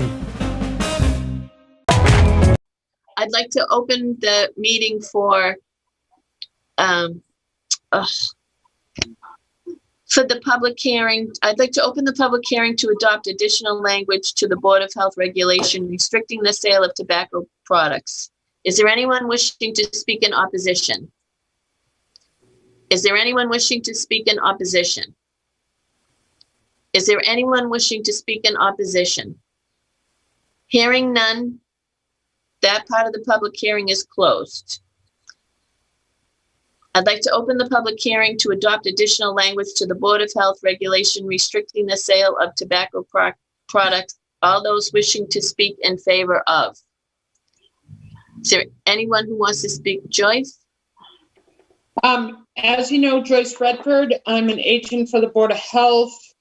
The language that we have added to the regulation is highlighted on page 8, was also advertised, and it would be under section H, sale of flavored tobacco products prohibited. It speaks to just separating a retailer from a distributor and prohibiting, banning prohibited products, flavored products, from being in a retail establishment. It also highlights that the current regulation for Lynn requires it to be a face-to-face sale of products if you hold a tobacco license, and obviously if you're doing mail-in or distribution, that would not be a face-to-face sale. And under the new language, because this isn't state law, but rather in addition to the local regulation, it falls under, in terms of violations, section T violations, it would be 4, which would add sale of flavored tobacco products are prohibited, subsection H, so it would be a local fine, not part of the state fine, and I am in favor of this. for the Board of Health and as an agent. It makes a clearer line between, who's a real retailer and who's a distributor, and makes equitable enforcement possible. Is there anyone else wishing to speak in favor? Hi, DJ. Hi, how are you? My name is DJ Wilson. I'm the Tobacco Control Director for Mass Municipal Association. I was getting where I was. If I can just, I just sent a text to Joyce right at the beginning of all this, but she didn't have a chance to answer it.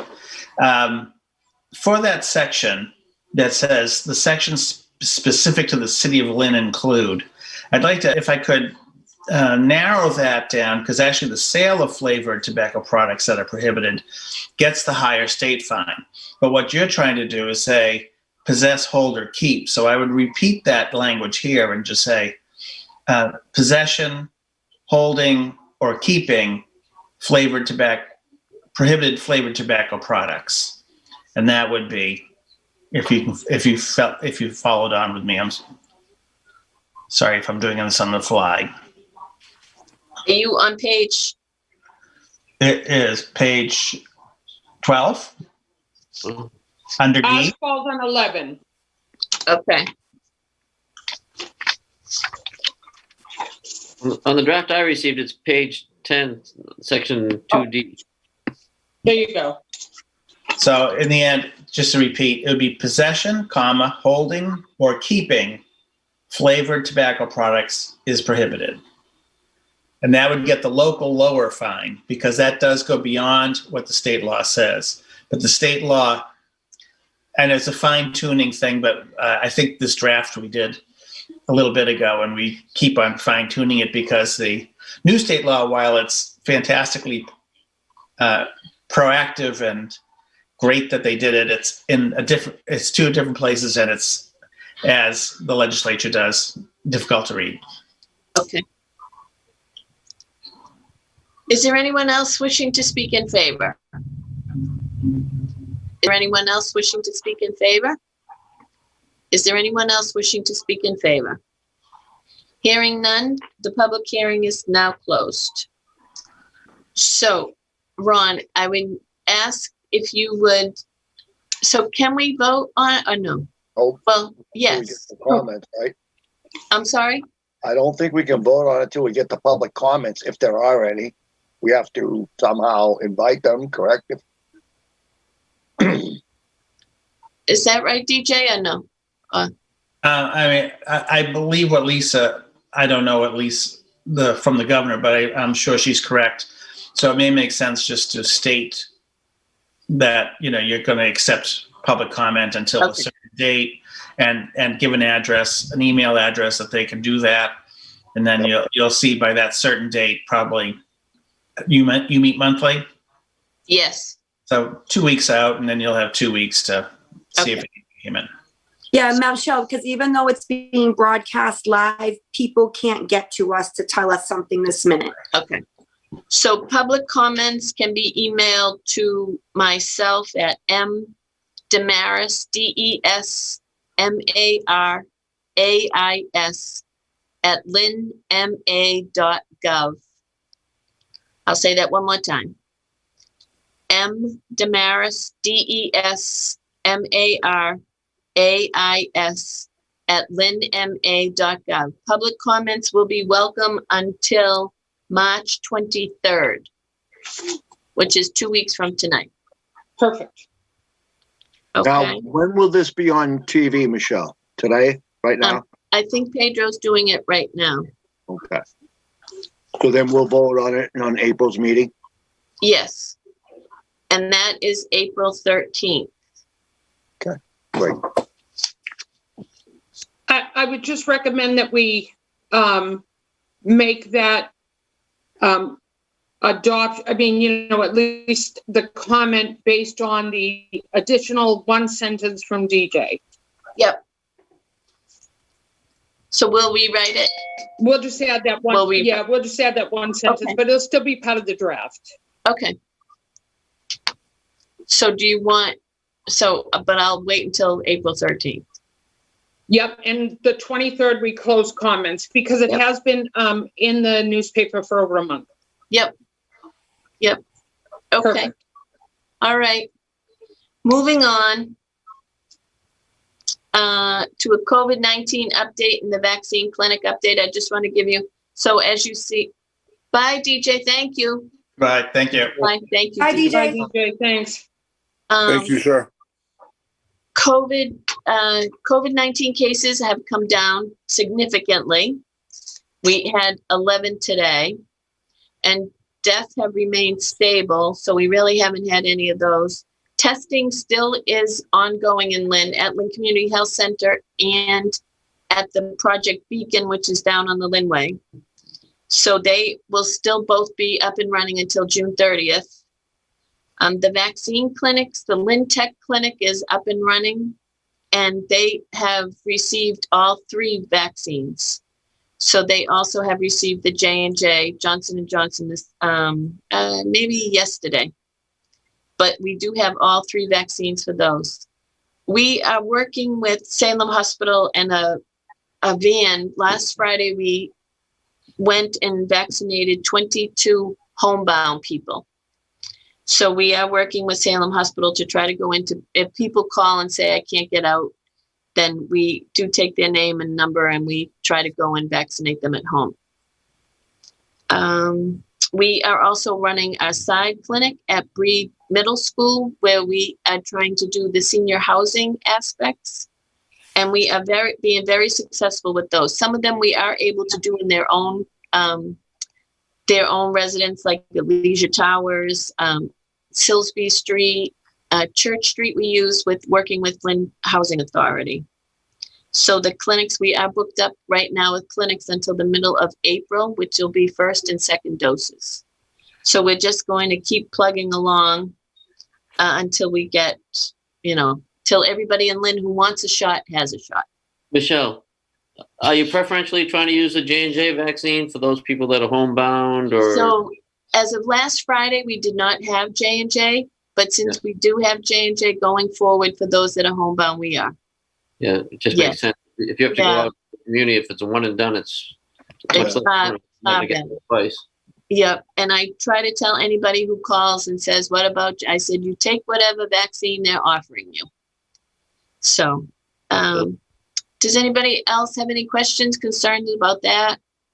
No, Michelle, though, I did go to Lynn Tech today. That operation is phenomenal. This is my 2nd time there. I brought my father-in-law and I did not get a shot. They hadn't changed that rule yet. If you brought somebody, they would give it to you. And it's phenomenal how it's grown, more organized. They're really doing a great job down there. They really are. And they're trying to get up to 780 a day. It's barely expanding, and it's very well organized. It's a good show down there. And the hours are changing as of next week, Monday, Tuesday, and Wednesday. I don't have them in front of me, sorry. But they are open until 7:30 p.m. Wow. So to try to accommodate. Yep, 7:30 p.m. And they are open also on Saturdays, 8:30 to 1:30. So Michelle, if I can just say to tout our own, because I've been working the clinics, I encourage the board members, if you want to come by and see how organized and unbelievably cohesive it is. I've had the fortune or misfortune of being at both. And I will say our local clinics from the health department are running so amazingly smooth. They're just well organized. The clients that are coming in, we're reaching the hard to reach, and it's just been great. The firefighters, the care workers, the 2 public health nurses. Very helpful. They're great. It's been unbelievable. So I just have to tout our own as well. So our own is at Breed Middle School, where we have MJ Alexander runs it with Jen Almonte, and Joyce has been helping to register, because you have to register the people in the Massachusetts immunization system. So it takes time to do that. So today at Breed, we did 150 today. Wow. So the numbers are good, and people, for the most part, people are responsive and do want the vaccine. Our next goal to try to go to is to go to churches in Lynn, and not exactly Catholic churches first. To try to go to, like, St. Joseph's first has a big Spanish population, so we thought we would try to go there first. So that's our next goal, is to branch out and to go to churches to try to encourage, everybody to come and get the vaccine. Good. Yep. New business. I do have some news. New business. We offered the senior center. Lynn was looking for an elder services director so that we can look again to try to open up a senior center for Lynn, as we have moved away a little bit from Gliss.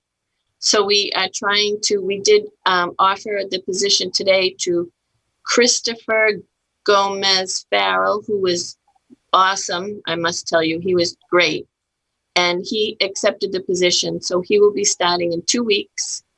And first order of business is to try to find a place where we can house the senior center. So that's new business. Old business, I don't really have any old business, except this will be the last virtual that I will ever have. The end.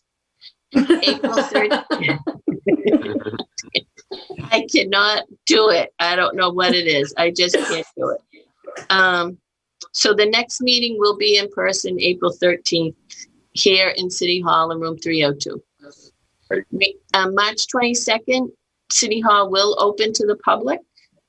And next week, all the employees of City Hall will be into work next week. So, Nice. Yep, finally. And March. It's a big milestone. It's been a year. I know, huh? So March 22nd is open to the public for everybody. So April 3rd, yes. Under old business, Yes. I found it a little strange when George Markopoulos came to us on this Mike's Liquor thing and never told us that we weren't the authoritative person, put us off for a month to have another guy call us up and say, oh, no, that's not your bag of tricks. And the fact that the report specifically called out that one of our employees was being rude, someone was being rude to her, to say it mildly, it kind of concerned me, that I wanted to make sure that it was followed up. And even if they didn't, they slapped them on the hand and said, don't do it again, or next time we'll fine you. It had to be pointed out that, believe me, I was an inspector before. You should deem some respect the second you walk in that door, because if you don't have the respect, you can't do the job. So, I don't know. I don't want to make a mountain out of a molehill with George, but I think I'll do it if you want. I think some kind of a memo or email should go to that law office telling them that the board, if my fellow members agree, that the board would just like to know what happened with that. I can tell you what happened.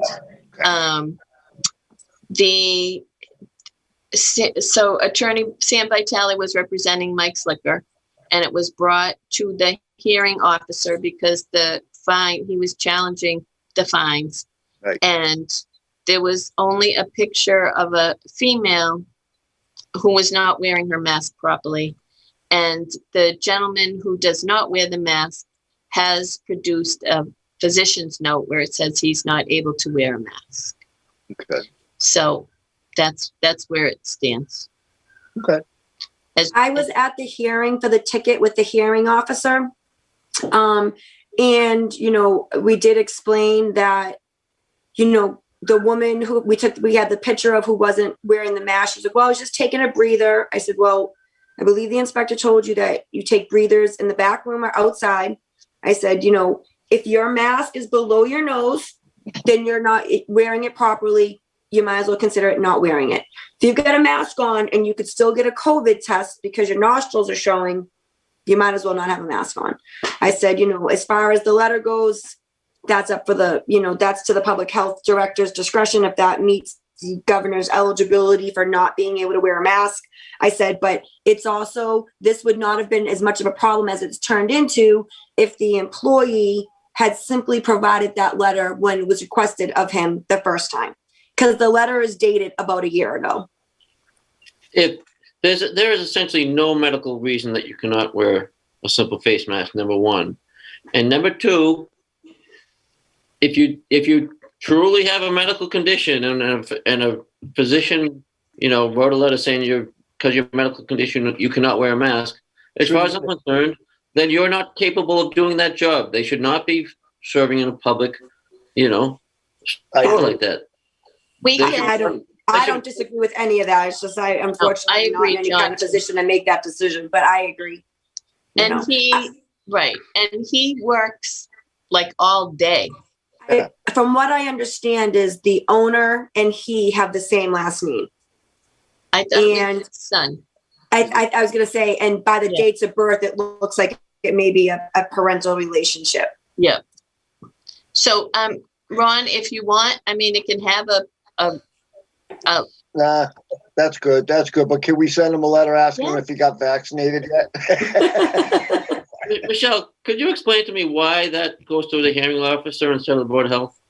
I know. Lisa can. She's had many practices. You know me, I always want to understand what's going on. Because I don't want to say the city because I said that incorrectly at the last meeting. Because it was determined by, I think, the COVID regulations that we need to use the municipal citations. Give me 1 second. So it's a different, like a 40, is it 21D? Right. 21. It's 21D and 40U. So because we're using these ticket books, yes, the way to appeal a violation that's written on this is to do it through the administrative hearing officer in the parking department. Well, we were told. Give them a fine with a different ticket book? I don't know. I got to get that. That's got to come from the law office to tell me how to do that. And you probably can't see the gray hair that I have. Mine's on top, but being stressed out about how to properly enforce things so that we don't look like we don't know what we're doing. And unfortunately, last meeting wasn't very pretty on that. But we were told to use these books. And, quite frankly, these tickets get put on property taxes. So if I'm writing this ticket to a business and the business isn't the property owner, the ticket goes on the property tax. So I don't know that it's the best way, but I also understand that, we're all kind of doing this by the skin of our teeth, trying to figure out what to do. And this was what was determined to be the best way to handle it. John, Michelle, I would suggest that only because I remember how this came about, like way back, because we were writing 21Ds as well for tobacco when it was a regulation. It was 100, 200, 300, and 300 is the max on a 21D. And then state law came in and we have to do health orders, but you can do health orders for other things. So my recommendation is I would encourage the board. When we were in this establishment doing a tobacco check, same thing came about. It was the son. I didn't have the authority to force him to wear a mask, but I certainly questioned him. He said the same thing. He had a letter. I said, well, you should be as worried about your own, susceptibility to the disease without wearing a mask. But I would check with the law department to see if the Board of Health has the right to do it as a health order, just because that's the other avenue you have. I thought that that Attorney Wellick said that we didn't really have any say in it. Just due to the tickets that were fined, or we can, I'm happy to do another order. Yeah, I know there was some kind of discussion about how the regulations were promulgated by the state and how they came down as to what cities and towns could do in terms of enforcement and compliance checks. And there's just been a whole lot of changes and stuff like that. So you're right, Joyce. A health order would make more sense because that's what the board already does. If I write a housing order to somebody, they have the right to appeal it to the Board of Health. I think for however it was determined you're right, but it is worth looking into further, you know? And I'm happy to do that because we have been, there's one business in Lynn that we have the Department of Labor standards involved in. So we do, you know, keep going out and finding them, and, you know, the police get called sometimes. So I'm happy to write. Does the state do inspections and have enforcement authorities? Oh, yes. Yep. What about referring to the state? And that's fine. I can do that. Department of Labor standards. That he's a director, Michael Flanagan. There, he's great. I'll do that. How about, I got an idea to throw out there. How about if we have Mr. Markopoulos come back at the April meeting for a discussion with the board on how we can get back into the loop legally? Okay. Does that make sense? Well, how you guys feel about that? Yeah, no, I think that's a good idea, Ron. It's a great idea. Do you want Markopoulos or James Wellick, who we had before? Well, Markopoulos is the one who dragged us into it wrong way to begin with, so I'd like to have him come back. Okay. Okay. I'm happy to do that. Yep. I'll invite him for April. Look, we're all going to be pointed in the same direction, just make things safe for as many people as possible. So, you know, we're not looking to put a monkey wrench into a system that works, but if we can be, I mean, it's public health. I know.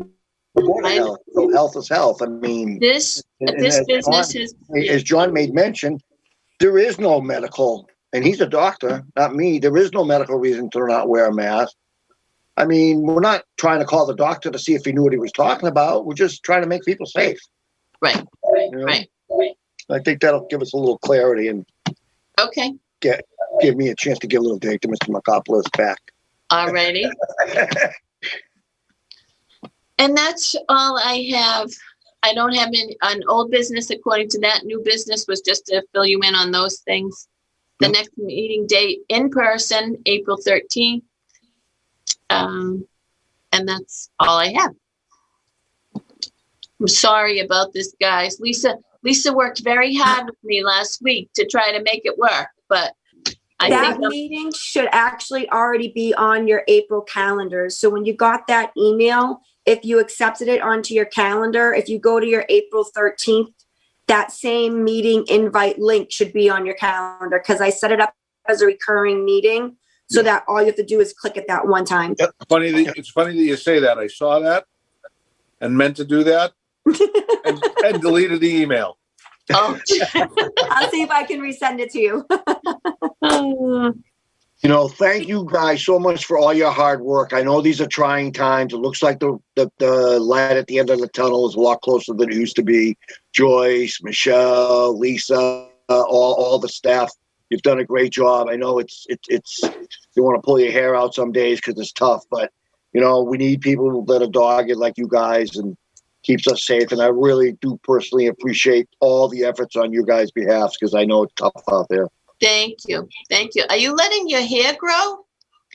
I just haven't gone to the barber yet. I noticed the same. Me too. Once I get my second shot, by the time April comes, it'll be shorter. Put it in a ponytail.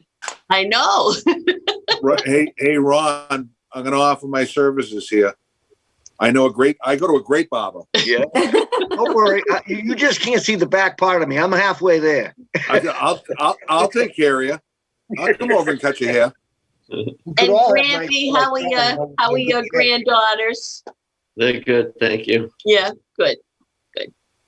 Michelle, right. just one quick question. So for April, obviously we're going to be in person. I think all of us, correct me if I'm wrong, will be vaccinated by then. Yep. Still masks and social distancing while we're there? Yes, please. Yeah. Okay. Yeah. We have to set an example too, you know. Absolutely. Yeah. Unless the guidance changes between now and then. And it might. Right. Because then today the guidance changed that if you were vaccinated, then you could go to hug your mother, your grandparents or whatever. So I know. Well, Ron. Okay, so we're looking for the best one. We're looking for a motion to adjourn. You all set, Michelle? am. Thank you. Thank you guys for your patience with me. Thank You're you. welcome. And Ron, I'll make that motion. I'll second. All Second. those in favor? Aye. All be Aye. safe. We'll see you April. Michelle, as always, if there's anything you need, I'm only a phone call away. Thank you. Thank you, Good night, everybody. everybody. Thank you. Everybody be well. Bye. You You too. as well. Bye.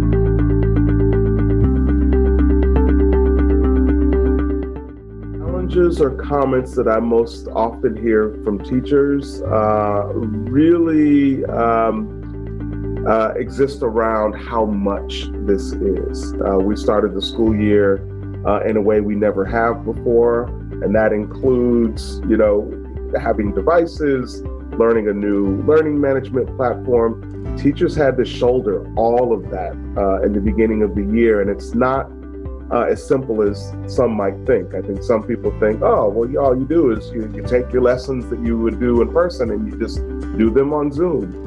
That's not how it works. That's not how it works at all. Teachers, many of them conveyed to me feeling like they were back, in their first year of teaching.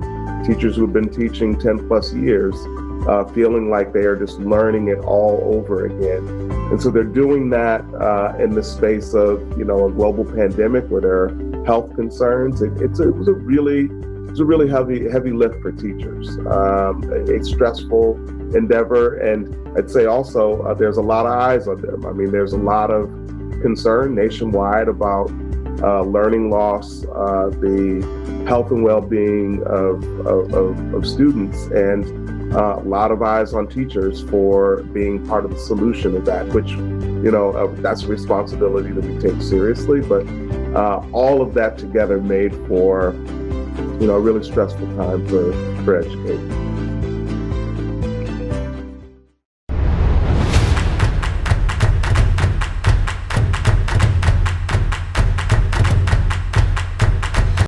You're watching Lynn Community Television, Lynn's public and government access station. Welcome, everyone, to our March 16, 2021 Lynn Zoning Board of Appeals meeting. Mary, would you please call the roll? Sure. Give me 1 sec. Mrs. Crowitz? Present. Mr. Wooten? Present. Mr. McElroy? Present. Mr. Smith? Present. Mr. Gisono? Absent. Yes. Mrs. Curley? Present. Mr. Kalman? Present. And Mr. Wood? Present. Okay, great. So we have a quorum. Regarding the minutes of the February 16th meeting, has everyone read them? Does anyone have any corrections or Motion to accept is read. does anyone have anything they want to add before we go ahead to approve them? All right, hearing none, we have a motion from Mr. Callahan to accept the minutes of February 16th. Do I have a second? Second. Okay, we have a second. All those in favor? Aye. Aye. Is that aye, everyone? Okay. Aye, yes. Hearing none opposed, I'll say yes, we have approved the minutes of February 16th meeting. And so we'll go to our first order of business. The 314 Broadway, case number 9947. I believe, Attorney Lamanna, we're going to continue this again. Motion to continue. Okay, thanks, Mr. Callahan. Let's hear from Mr. Lamanna. I do have some good news to report. This evening, the City Council voted to transfer to our office sufficient monies to engage an appraiser. So I'm hopeful that appraisal can be done very quickly now that the money's been transferred. And by the April meeting, we'll know what direction to go in order to have this land and have this construction be completed lawfully. Okay, Terrific, thank you. Great to bring that to a close. It's one of our all-time longest cases at this point, at least in my tenure. So Mr. Callahan has made a motion to continue. Do I have a second? Second. Do we have a second from Mrs. Curley? All those, you want to call the roll or just do a voice call? All in favor of continuing? Aye. Oh, Aye. Okay. Hearing none opposed, we're going to continue that to the April 6th meeting. Next order of business is case number 9963, 38-40 Herschel Street. Sitting on this case, this is continued from the February 16th meeting. And let's see, so Mrs. Curley, Mr. Gisono, Mr. Callan, Ms. Crowitz, and Flory, Mr. Makuo are sitting on this, but since Dan is not here, son, were you here at the last meeting? Yes, I was. Okay, so would you sit on this case for Mr. Gisono? Sure, no problem. Okay, so you, Flory, Terry, Pat, and Jean are on this. And Jean, so will you take over this case since you chaired it last time? okay. Case number 9963, to vary pursuant to MGIC 40A S10, the provisions of the City of Lynn Zone Ordinance to permit the demolition of an existing two-car garage to be replaced with a new larger two-car garage with greater square footage for storage and with a second floor in violation of the City of Lynn Zone Ordinance. Is a petitioner here?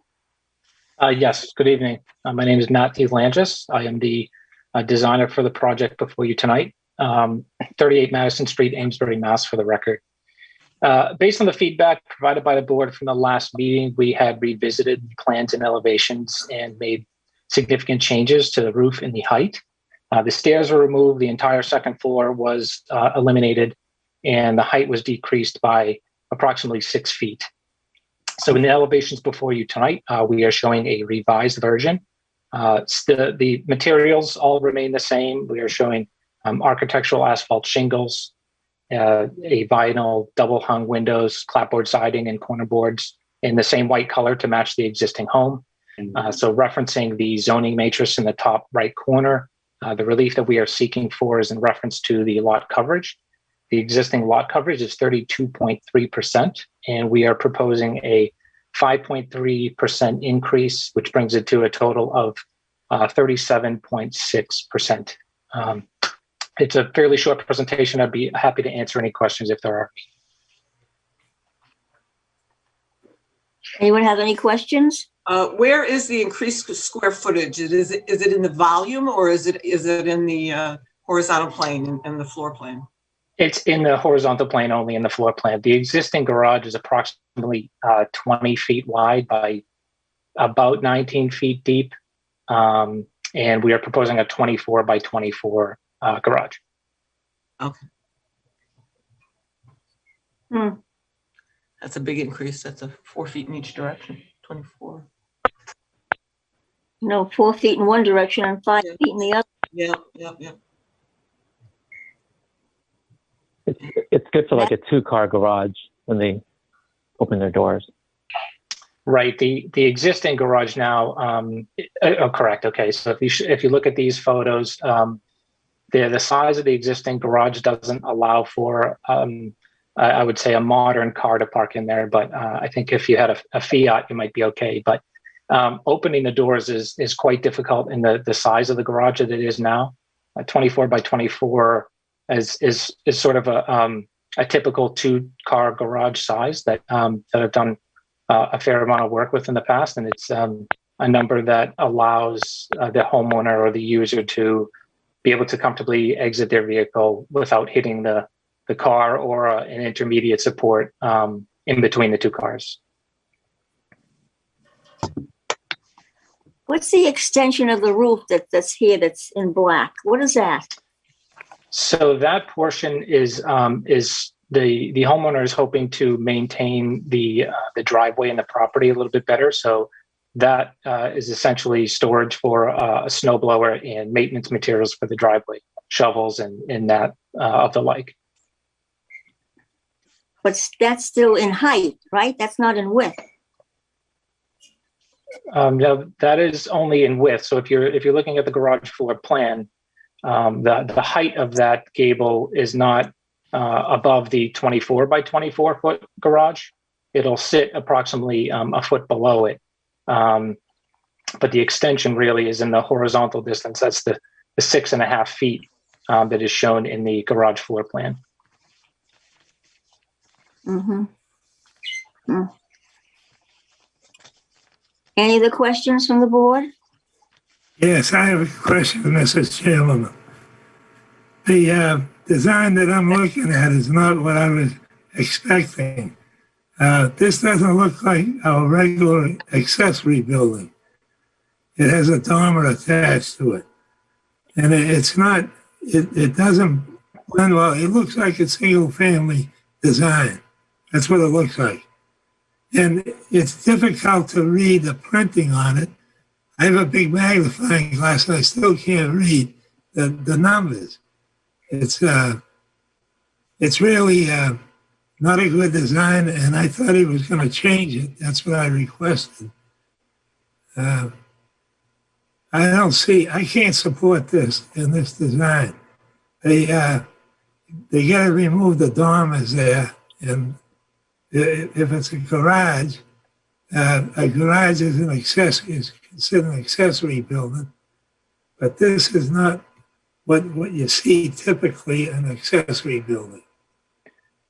So I just want to confirm the drawings before you tonight are brought down to the maximum underneath the maximum height of 15 feet. I So understand that. Oh, no, okay. I understand. Wait a minute. I understand that. I can just barely read that 15 feet. That doesn't help the elevation design that I'm looking at right now.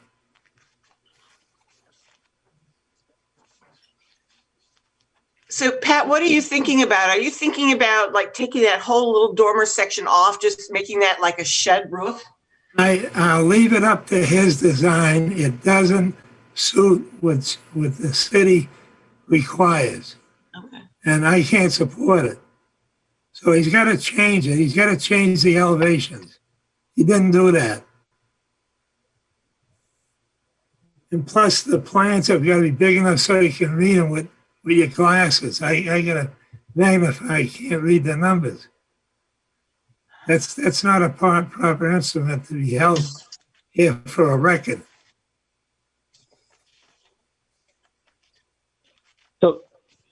So this was the original design. It was 2 stories, and we asked him to get rid of the second story, and this is what it is now. So is it there's too many doors? Is there you want less doors? The doors are looking like they're carriage doors. That's what I'm assuming. That's what they're trying to do. That's correct. Do we just want garage doors? I'm trying to understand what we're thinking as a group. I think he's wondering why they need a dormer. But that's not actually a dormer. That's just where the roof line is. Right. So I apologize. Go ahead. Would you call that a dormer? No. So that is if you're looking at the left elevation, that is just the roof that covers the extension of the storage area. Essentially, it is done that way just so a lower pitch gable roof would fall underneath a 4-pitch. So I did this change in roof line essentially to help with rain and snow drainage a little bit better. So that is not a dormer that you're looking at. Is essentially the side angle of the roof shown in the left elevation. Right. I think if we don't like something about the roof line, I think we have to be able to articulate exactly what's wrong with it, not just because we don't like it. I think the only way in terms of construction, the only way it can work is by doing this way. So the board needs to really better articulate exactly what is wrong with the roof in terms of aesthetics. Were there any complaints from any neighbors on this? There were, I believe, about 4 or 5 letters of support that were submitted with the previous application. We have not reached out to the neighbors with the revised proportion, but we can do so if the board requests. But because they were in favor of the previous application, we were assuming that they would also be okay with a smaller revised version as well. And so no one spoke up at the last meeting, February 16th, in opposition? No.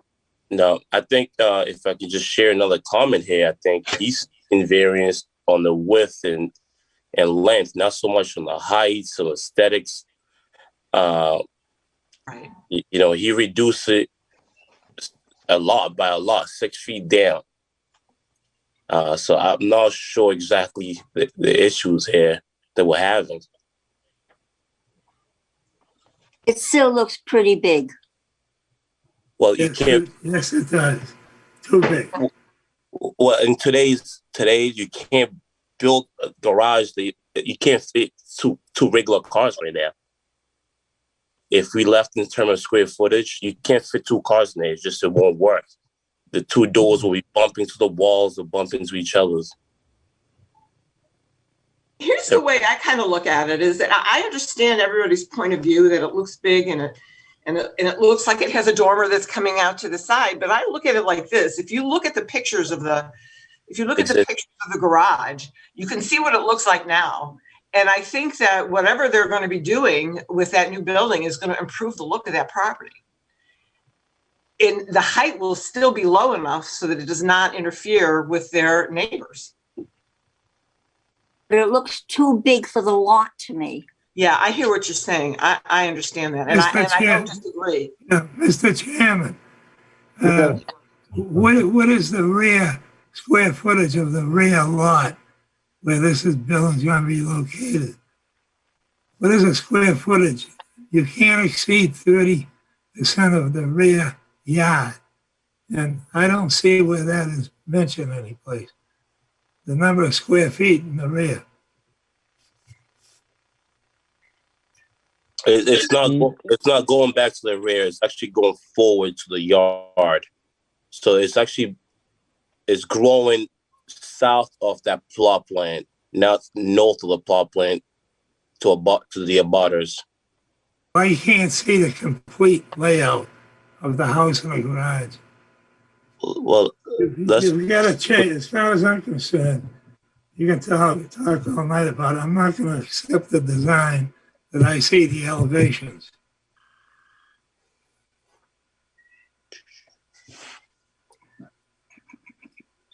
Do you think that you can take this back and put some elevations on here for us? I guess I might be misunderstanding it by the term elevation. Do you mean elevation in vertical height? I think he means by what the elevation looks like. He does not like it looking like a residence. He wants it to look like an auxiliary building. Yeah, that's correct. Oh, no, an accessory building, not an auxiliary. I'm sorry. Yes. An accessory. Sorry about that. Does not look like an accessory building. If he wants to does the redesign committee- it again, he wants to redesign it, we could have another look at it. Do we want him to get rid of the clear story glass? Do we want it to have a very simple garage door? Forget the glass. You know what I'm talking about. I've been reading plans all my life. And these are elevations. Wait a minute. Don't interrupt me, please. You've got to change that. It's got to be changed to look more like it blends well with the neighborhood. I think the doors are handsome looking. I do too. Well, they could be, yeah. I got no problem with the doors. Well, I'm just mentioning it because it's been said already. I mean, what else can you do to the elevations? I mean, there's 3 doors. There's one accessory for the snow blower and the lawnmower and garden supplies. These are the 2 doors for the garage. I'm sorry? Mr. Chairman, that's just a repetition of a story that's been said already. I believe, we've heard all this. So what are you asking, Mr. Callen? That we proceed with a vote. If he doesn't want to redesign. So I'd be happy to revisit a design if there are concerns over certain areas of the elevation. I guess what I would just like to clarify what the current issues are with the revised elevations. A proper accessory building. One roof, an H-shaped roof, and a. This is getting too big for the area. Way too big. Well, there's no criticism from any neighbors. What if you made what's the four-sided roof and you just brought it out a few feet short so you could still have some storage for snow blower and shovels and what have you and fit two cars comfortably? Or maybe you made it. What's the total width now? It's 30? It's 24 plus the 6.5 feet, so I believe it's 30.5 feet total. So, then what if they made it like 27 or 28 feet? Would that be acceptable with just one roof? You asking me? I believe he is. Yeah.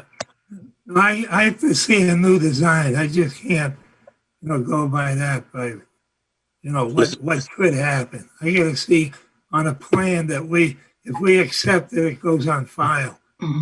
Can't accept this for the file. Mr. Chairman, that is one roof system already. So it's not a two roof, it shares a roof. But I think he feels it looks like a residence and not an accessory building. The way that roof is done. Well, will it help the property if it looks nicer than a garage? I mean, it's a nice looking garage. It looks like a carriage house. It does. But I mean, is that bad? I personally don't think it would be a bad thing. I mean, the thing that's causing the look of the building to do that is the storage. So if we don't allow them to do the storage on the side, they could just get a shed and that could look like anything. It doesn't even need to go before us. At least this is a nice looking, attractive building that adds to the value of the neighborhood. Mr. Wooten, did you have any letters of approval at all? I think we read it last time. I can look in the folder. Hold on a second.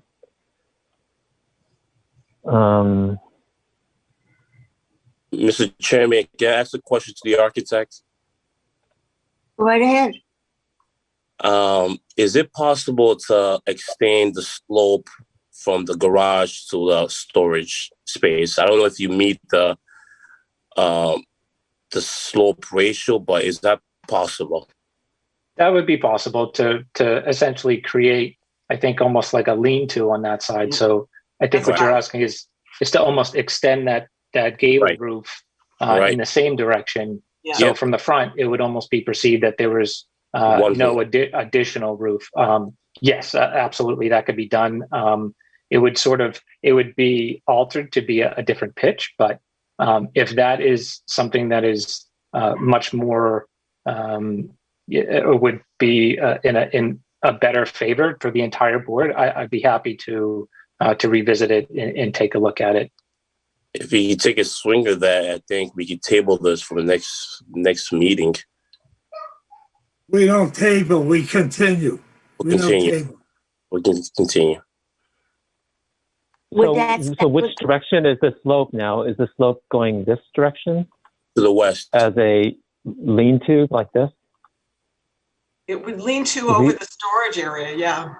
Exactly, lean towards the left. Yep, that direction. Okay, so then this will be lower. So the pitch of this would look something like down here. Yeah. Correct. Yep. And this is all gone? Yes. Yep. I think that would make you happier, Pat. And me.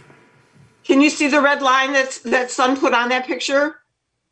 No, I want to see a redesign. We're wasting time here. There are other cases we have to hear. Okay. Yeah, but Pat, we're just trying to get you an understanding of what the architect should do going forward to please you on this. Yeah. He's drawing a line that would, so he can have some idea of a new roof line. Does that roof line seem pleasing to you?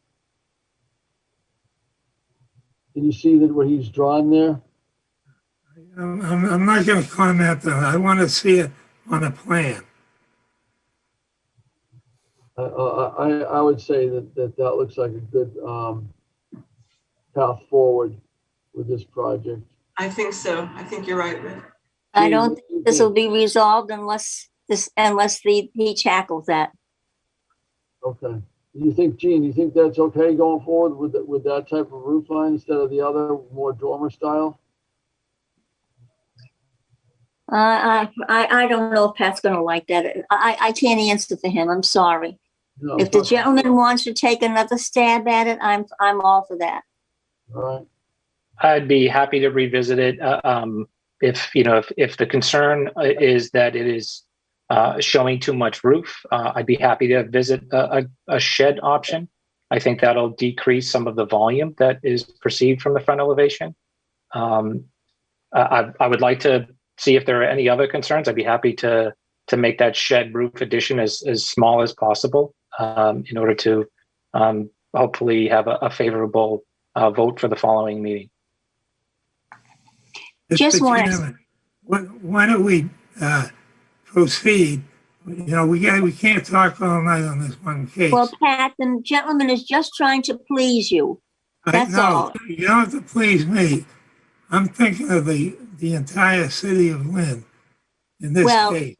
We're not going to get through this unless you're happy. All I want to do is look at a new design. Is that okay with you, sir? I'd be happy to revisit, yes. All right. What is the wish of the board? Will it be continued till next regular meeting for a redesign? That would be April 6th. If I may ask a question, is there a possible preliminary review that can be submitted before the following meeting to determine if that proposed design is in the correct direction of the feedback from the board? Well, I think if you can get that design to the board, to each of us, and we can take a look at it, you'll get some feedback. Okay. Make sure there's four elevations. Did you hear him, sir? Yes, 4 elevations of the updated design? Yes. Okay. Is there a second? A second. Thank you. Motion made by Mr. Callen to continue, seconded by, my God, Mary, I can't even think your last name. Krawitz. Krawitz, thank you. Like Mrs. Kravitz, only you with a W. Okay. It'll be continued to the next meeting, April 6th. Thank you for your time, everyone. Okay, thank you. All right. Oh, we're gonna call that, right? Roll call. Mr. Wooten to continue to April 6th. Yeah, to continue. Mrs. Krawitz to continue to April 6th. Yes, to continue. Mr. Makawa to continue to April 6th. Yes, to continue. Mrs. Curley. Yes. And Mr. Callen. Yes, to continue. Perfect. Okay, thank you, Gene. Thank you. So our next order of business is case number 9965, Zero Circle Avenue. Petitioner is Perry Linway, LLC, and presented by attorney James Moore. And the case is to vary the provisions of the City of Lynn zone ordinance to allow the existing 2,520 square foot building and 4.5 acres of land to be used as a workspace for the staging of unregistered motor vans and similar type vehicles to be put into active delivery pending orders by its customers, and to allow 4.5 acres of the existing 10,383 acres, acre lot. I'm not sure, it's not 10,383 acres, but 4.5 acres to be used for the parking of such vehicles. Attorney Moore, do you want to present to us? Well, thank you, Mr. Chairman. There's a letter I sent to you earlier today. I believe your clerk has it. Let me read it if I could. Ladies and gentlemen, after a review of the letter sent to the board by Council President Darren Sear, I would respectfully request on behalf of the petitioner and with the consent of the Council President that the board postpone the case until its next regular meeting. The petitioner has a meeting scheduled with the City Council President on Tuesday, March 23rd to discuss and consider all conditions and stipulation that the President has in mind. The postponement will allow the petitioner an opportunity to present and discuss those conditions at the next regular meeting of the board during the public hearing. All right. The chairman motion to continue to the next regular meeting. All right. Thank you, Attorney Moore. And so we have a motion to continue from Mr. Callen. Do I have a second on that? Mr. Wood, Yes. there is a letter from Councilor Sear. Yes, there's a couple letters. There's one from Jim Cowdell and there's one from Councilor Sear, Council President Sear. I think, you know, it would be more prudent to just proceed with the continuation since those letters have a little bit of confliction between them. So I think we're going to try and work out those issues in between this meeting and the April 6th meeting. So if everyone's okay with that, I think we'll look for a second to this motion to continue. I'll second. No, go ahead, you do it. Okay, I'll second. I'm not voting on it, but. Okay, so motion by Mr. Callen to continue, second by Ms. Crowitz. Can you call the roll, please? I'm sorry, sitting on that case, this case is going to be our three regular members and Mr. Smith and Mr. Wooten. Okay. To continue to April 6th, Mr. Smith, Yes, to continue. Mr. Wooten, Yes, to continue. Mrs. Curley, Yes, to continue. Mr. Callen, Yes, to continue. Mr. Wood. Yes, to continue. Thank you.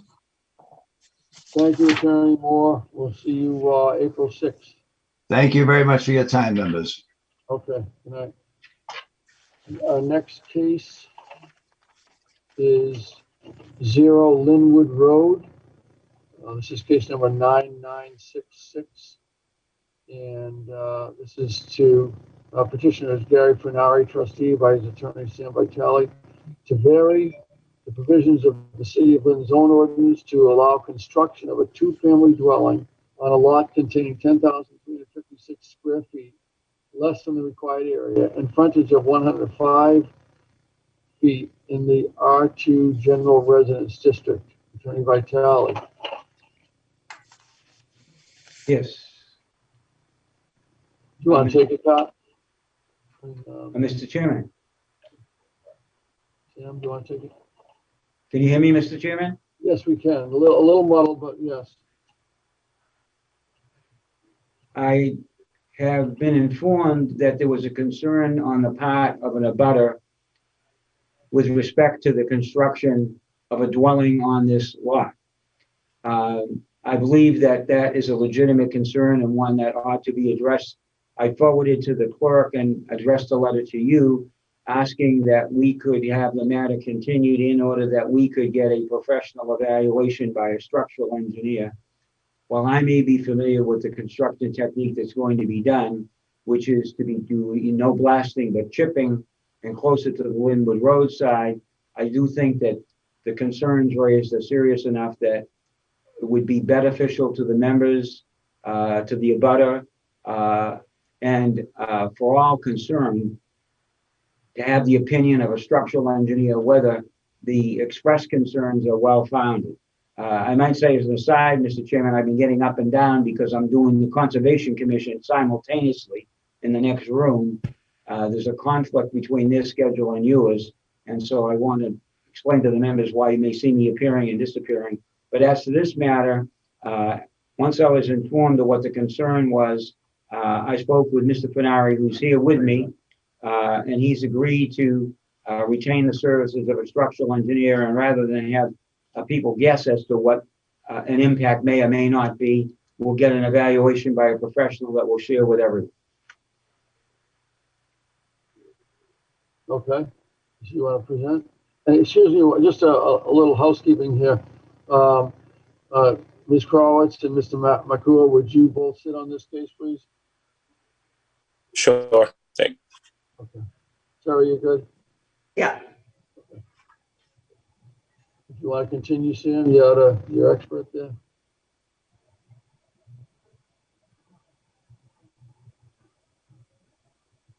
Sam, you going to present something? I did submit the letter, which I saw up on the screen, and that once I have, since I learned of this, I think 2 days ago, I'm in the process of retaining the structural engineer, and I'll get the report and then submit it. Okay, I thought you said you had him with you. I'm sorry. No, I just learned of this, and I think I sent the letter yesterday when I learned of it. Okay, gotcha. Okay. So you want to continue, you're saying you'd like to continue until we hear Right. from the structural engineer? That's correct. That's what I believe my letter that I can see on the screen is saying. I have it in front of me. And I summarized it, I think, relatively well in terms of the need to get a professional evaluation. Yeah. Okay, so this is your letter from today, Sam.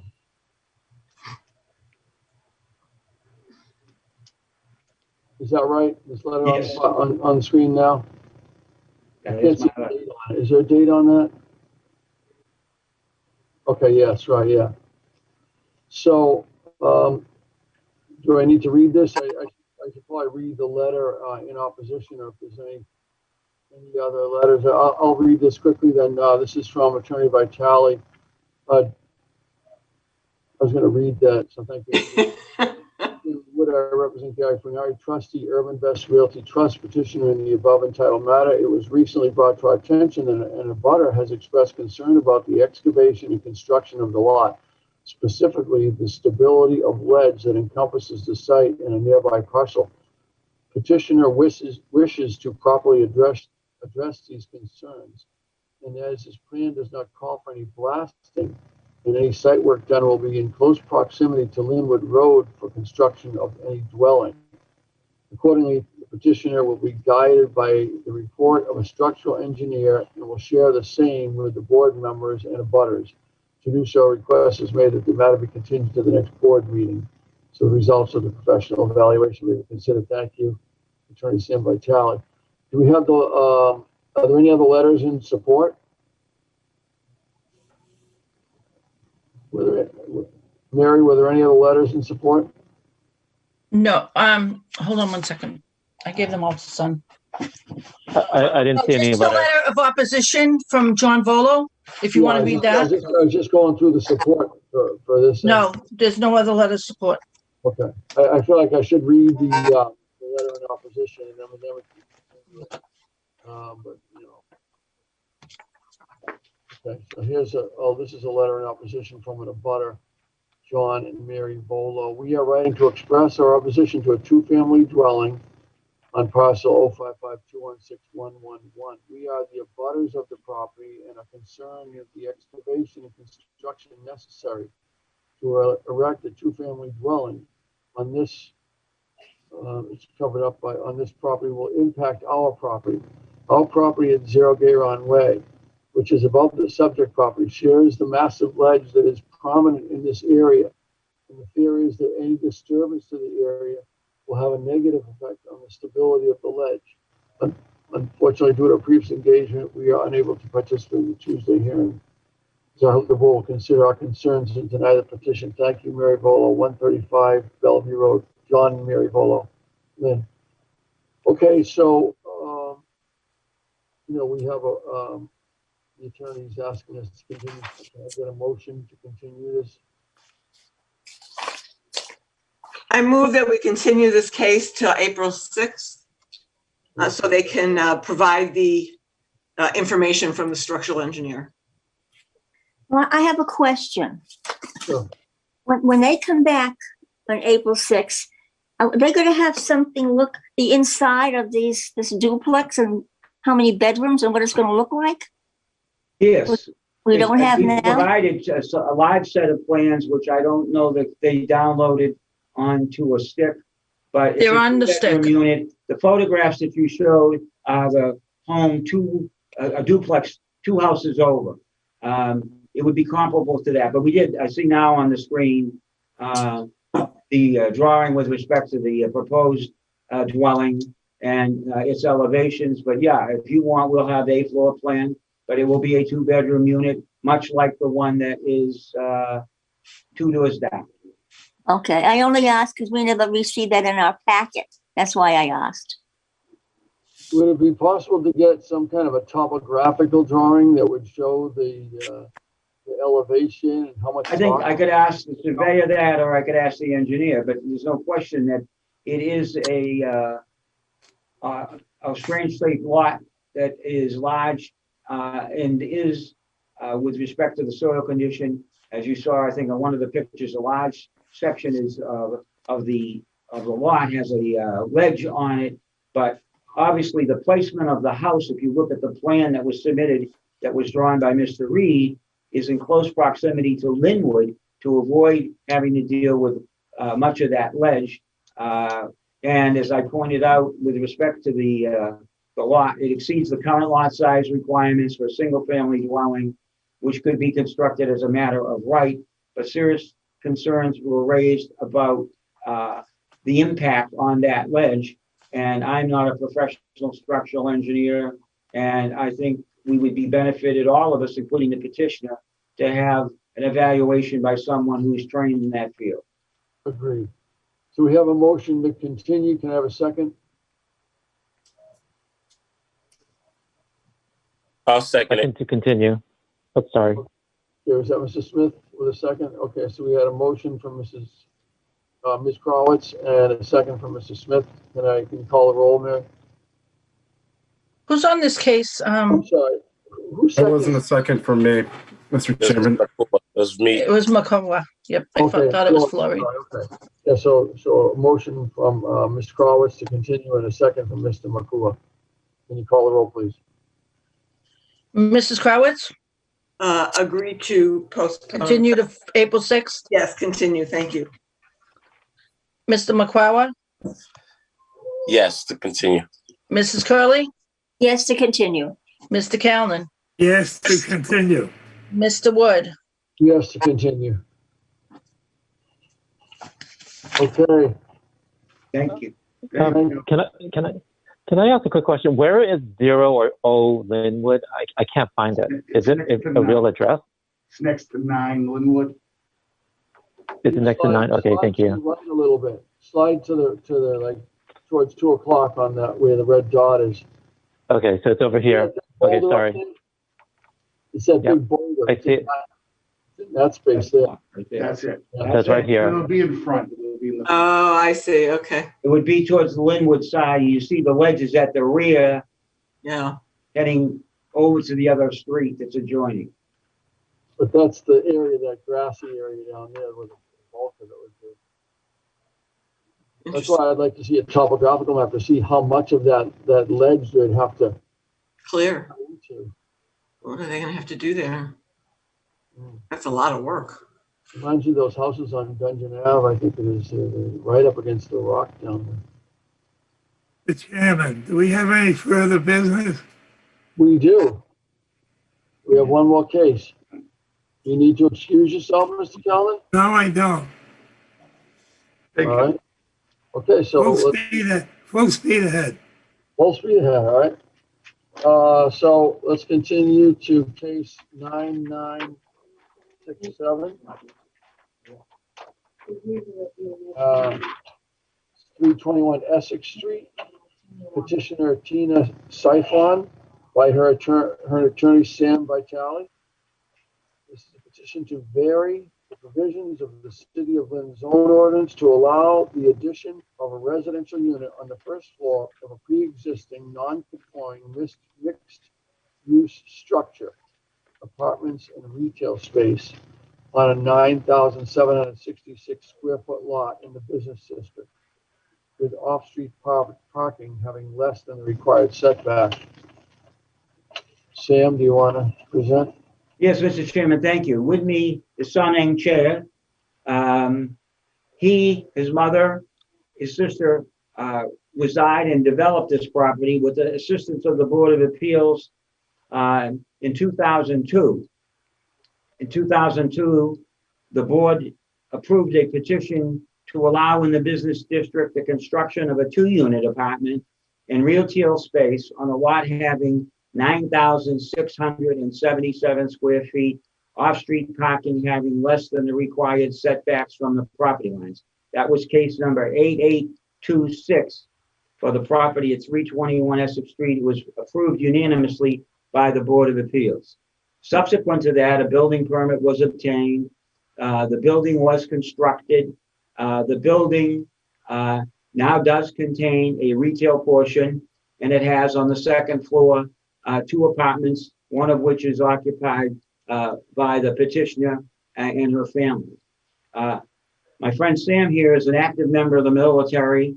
He went to the VA to get a loan, and the question was whether the VA would provide a loan with respect to a property that had a mixed use. Originally, we thought that the answer would be negative and that it could only be all residential. As you know, it's the business district, so the non-conforming use that we were seeking to extend was the residential portion.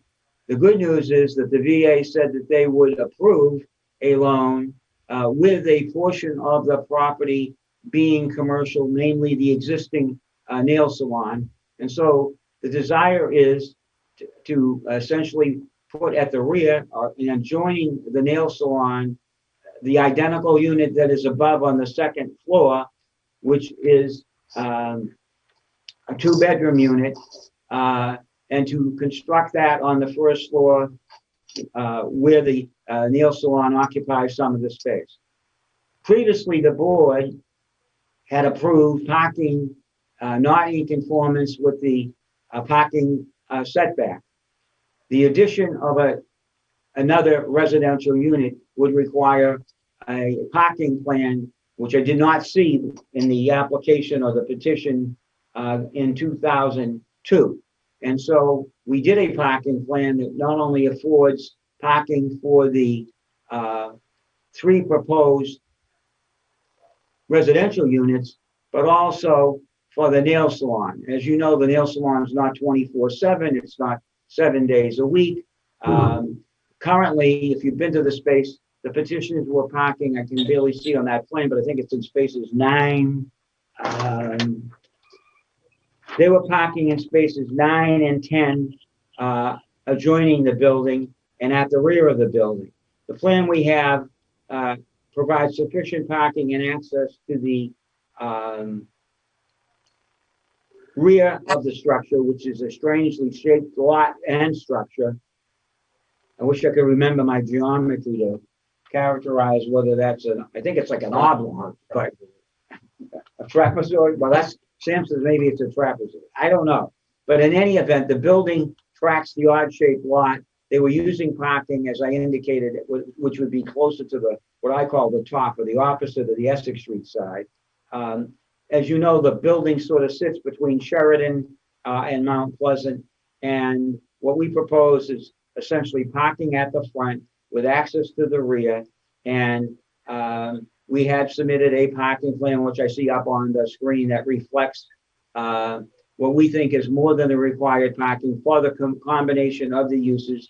It does still have the benefit of the relief granted in 2002 because it shows spaces along the left side 3 feet from the property line as opposed to 5, and likewise on the right-hand side 3 feet from the property line as opposed to 5. That relief has already been granted by the board previously. So what really is before you is the addition of another residential unit.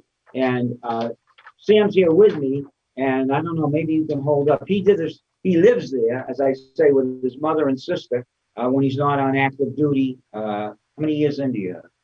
18. He has 18 years in. He's looking to get that pension in 2 years, but this would be his home. He's looking to refinance with the VA. He did this sketch. Maybe you can hold that up there for him at some point.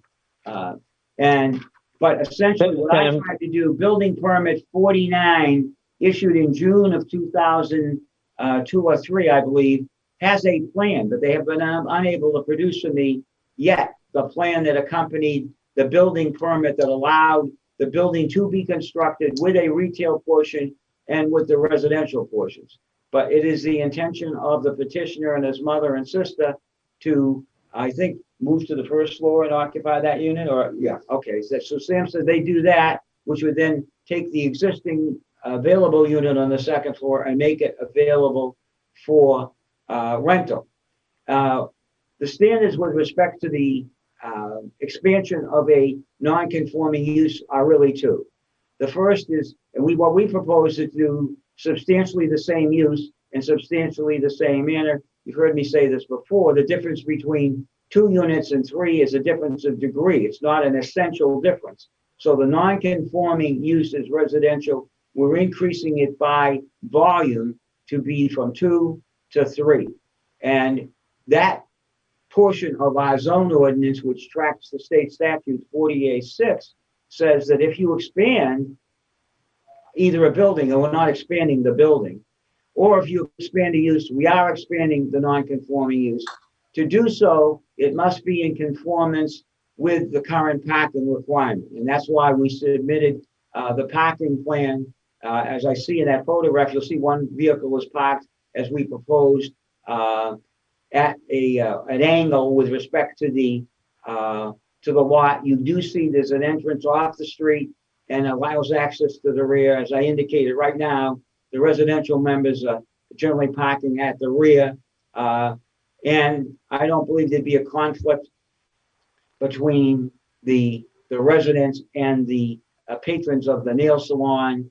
And it's a 9,000 square foot or plus lot. And I don't see that it's had any problem since the board approved its mixed use back, some 18 years ago. And so what we're hopeful for is to get approval that would then allow us to proceed, or Sam to proceed, to get a VA loan. And as I indicated, this is owner occupied property. It has been since the board's prior approval. It will continue to be so because the family's going to get the benefit of the VA loan that Sam will qualify for. And what we seek is approval essentially to add an identical unit on the first floor to the one that was built on the second floor.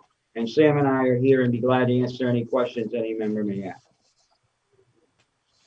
Okay, I have a couple of questions.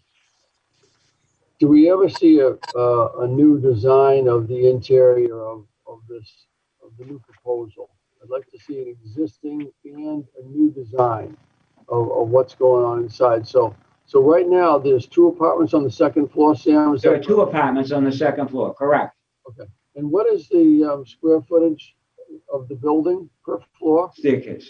Of the staircase? Yeah. The square footage of the staircase. Tell them, not me. I'm not sure what the square footage of the staircase is. No, just the interior, just dimensions of the building. Oh, he's asking about the stairs. How many square feet altogether in the building? Oh, these the porches? Look at the screen here. How many square feet in the building? I'm not sure. Well, we need to know that. Okay. Take a look at this. He's asking about this staircase right here. Yeah, I don't know if those dimensions are. Are they connected or not? Yes. They are connected. Then they go up to the second floor, as I understand it? Yeah. So you can come in and enter and go to the nail salon, or you can come in and enter and go up to the second floor. I'm not concerned about the stairs, Sam. I want to know what the area of the building is. The area? The square footage of the building. Oh, the total square footage? Well, let me look and tell you what the assessors say. They'd say, if you give me a moment, that the square footage of the building is gross area On the sketch, they're showing 3,852. They show a basement, a second floor, and a first floor.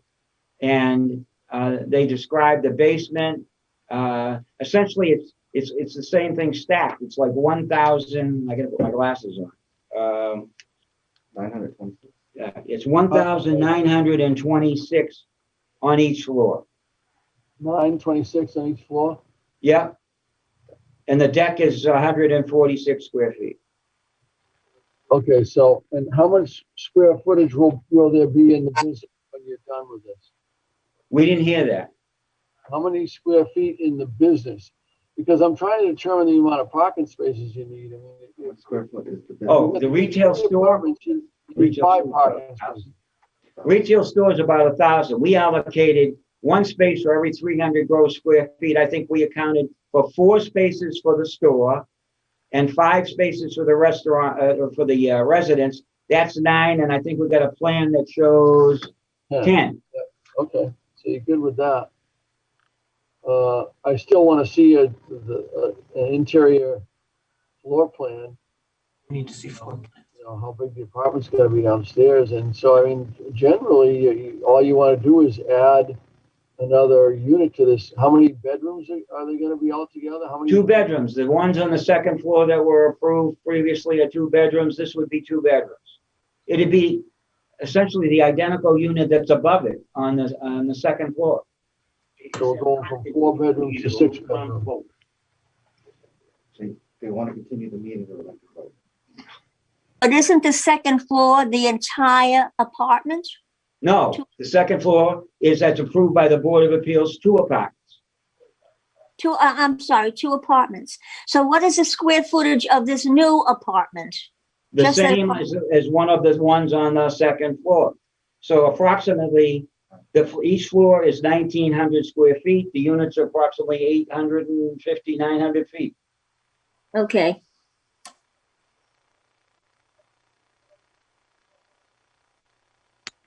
Mr. Chairman, I'd say, I agree with you. There should be a layout of the floor plan of this. Basically, I don't see it as I see it as probably something good, but I have to see the layout.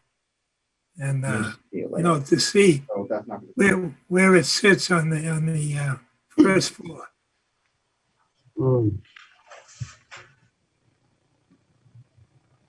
And can you tell me where the 2 means of egress are? Right. 2 means of egress. The existing means of egress are, Yeah, so one here. there's one on the left and one on the right, I believe. I've got the big plan. I don't know whether you have it, but if you look No, at I the don't plan, have it. Let me hold this up in front of you. I'm gonna have Sam show you on the big plan that we have here, where I submitted this plan, and he can point to essentially one is on the left and the right. No, I can't see that from here. Can't see that either. Well, if you bring it up on the screen, we can point to it directly. Put that. So looking at that, Sam, describe to them where it is. Yeah.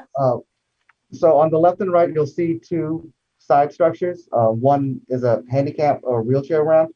That's the one to the left, that structure that is open closest to the Mount Pleasant Street side. And then on the Sheridan side, there's another porch that's also an egress point. On the Sheridan Street side, there's another exit,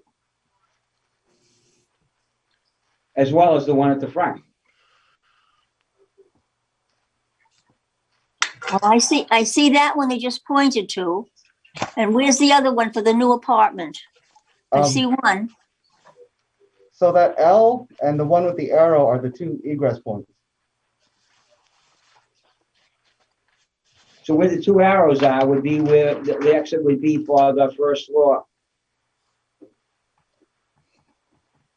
So the second floor has. When the building was constructed, it was constructed with additional space for retail. So why there is a handicap ramp, you don't need that handicap ramp as a requirement for an individual residence.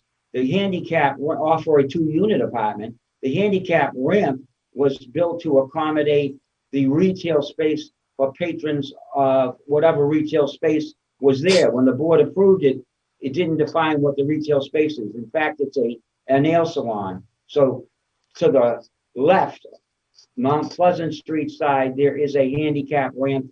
That is one means of entrance and egress. And to the right, on the Sheridan Street side, there is another.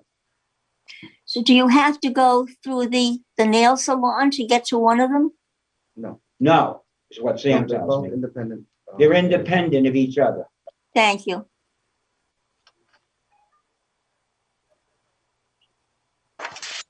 Were there any, letters or testimony? Yes, there was. In favor? Yes. Son, do you have that one? I did not. Oh, this is from Calvin Anderson, yep. Oh, yeah, there's a letter, I guess, that I can see up on the screen of someone in support. Yes, this is from Calvin Anderson, 12 Concord Street, he lives at, The next meeting. to the ZBA. After viewing the proposed site, I'm supporting the effort to return this previously adapted commercial property to residential. The owner was encouraged to improve and maintain the frontage with appropriate replacement of the plate glass window facade, some landscaping to the dedicated parking area, and maintain daily curb appeal and responsibilities to litter and weeds and snow ordinances already in the city's books. Thank you, Calvin Anderson. I think I have the impression from reading this letter that he thinks it's going to be turned to completely residential. I'm not sure, but does anyone else think that?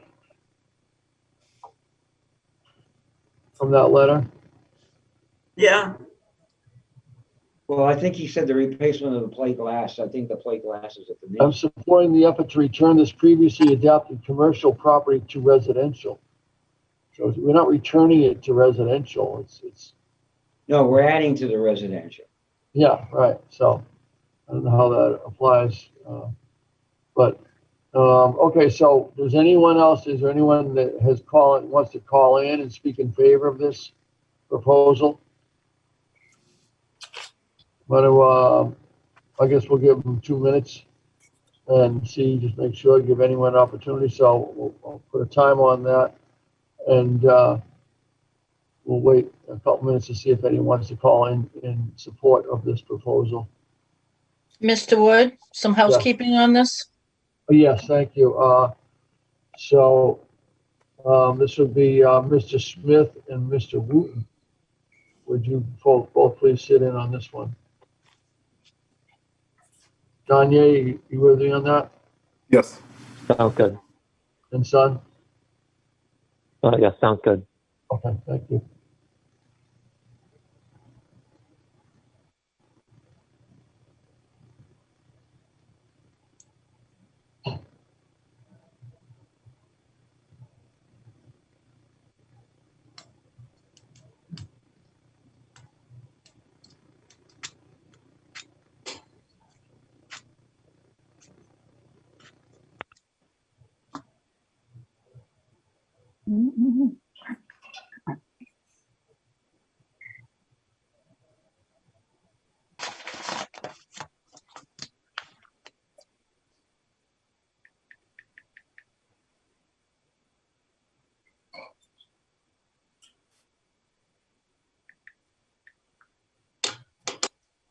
Okay.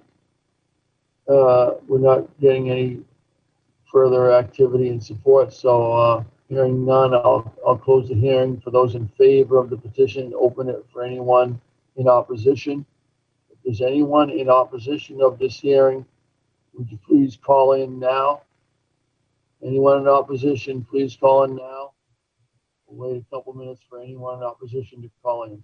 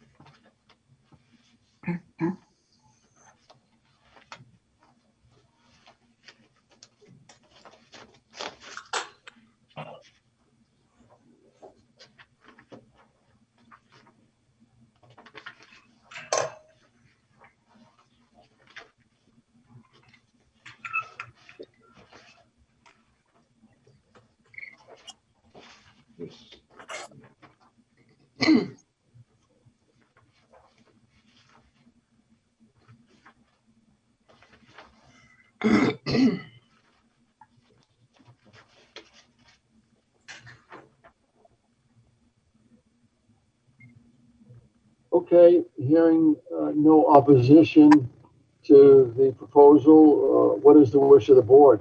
Does anyone have any more questions? Motion to continue for a first floor layout and showing a primary and secondary means of egress. And I'd like to add to that, I'd just like to see the inside dimensions of the rooms, the bathrooms, the kitchen, and so forth. I'd like to see the whole building, frankly. And we show it in the layout of the first floor. Yeah, I'd like, okay, first floor. Just can we get a second on that? Second. Okay, motion by Mr. Callen, second by Mrs. Curley to continue till we have a more comprehensive, till we have a schematic for the first floor. Can you call the roll, Mary? Yes, to continue to April 6th. Mr. Smith, Yes. Mr. Wooten, Yes, to continue. Mrs. Curley to continue to April 6th. Yes. Mr. Callen to continue to April 6th. Yes, to continue. And Mr. Wood to continue. Thank you, Mr. Chairman. And could I ask, Mary, can you just send me the specifics so that my friend Sam here can follow up on what the board wanted? Yes, Sam. Also, I need, I never received that second plan that you had showed us. Okay. Yes. Okay, I think that's all of our business tonight. Motion to adjourn. Thanks, Mr. Callen. A second on that? Step out. Second? I'll second that. All in favor? Aye. Thank you, everyone. Aye. We'll see everyone April 6th. Have a good couple weeks, you guys.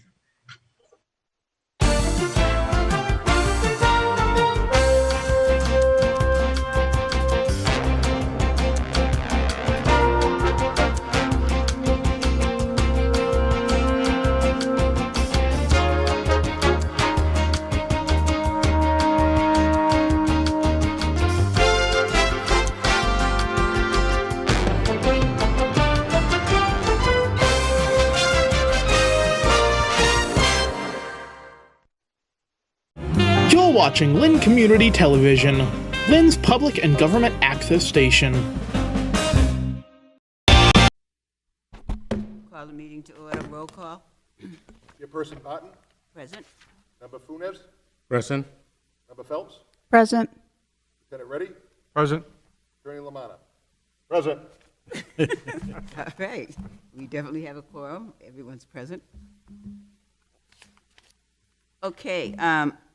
First on our agenda, we have a continued discussion going on regarding the Eclipse Bar and Grill. Or Lounge and Grill, depending on what we read Lounge today. and Grill, right.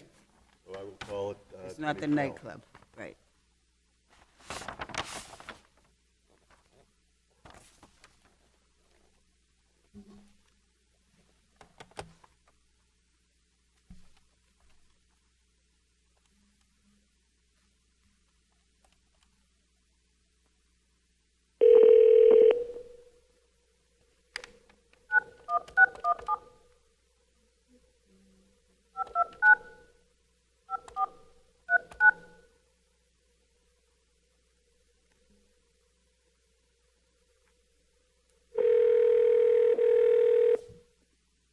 John Cannell.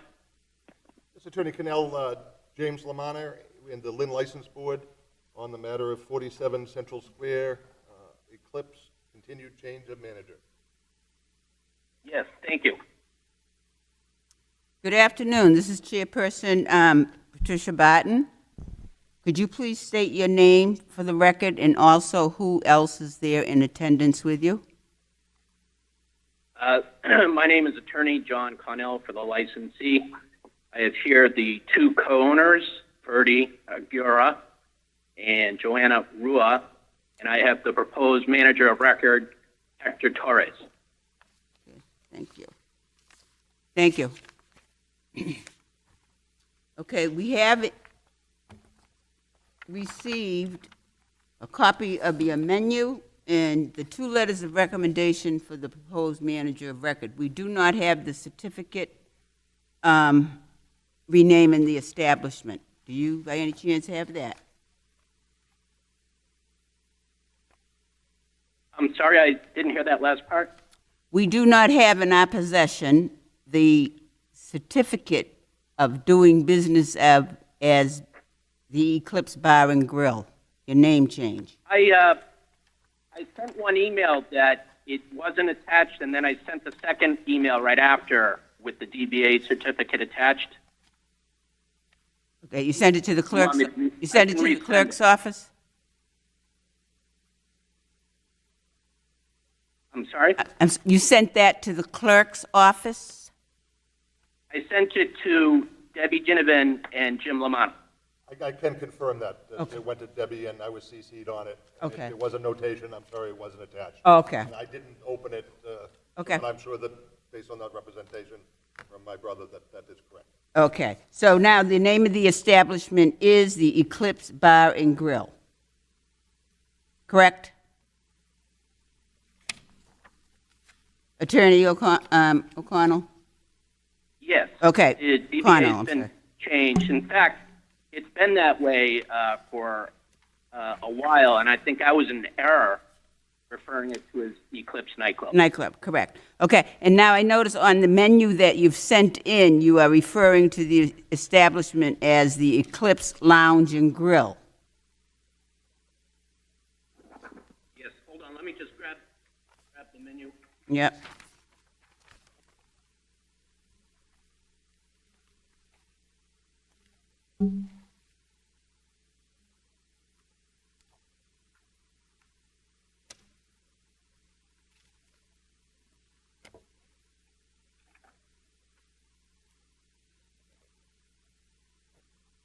That's what it says, yes. Right, but it should read the Eclipse Bar and Grill. Yeah. That's correct, Bertie? Right. Yes. When was this menu? Was it done recently?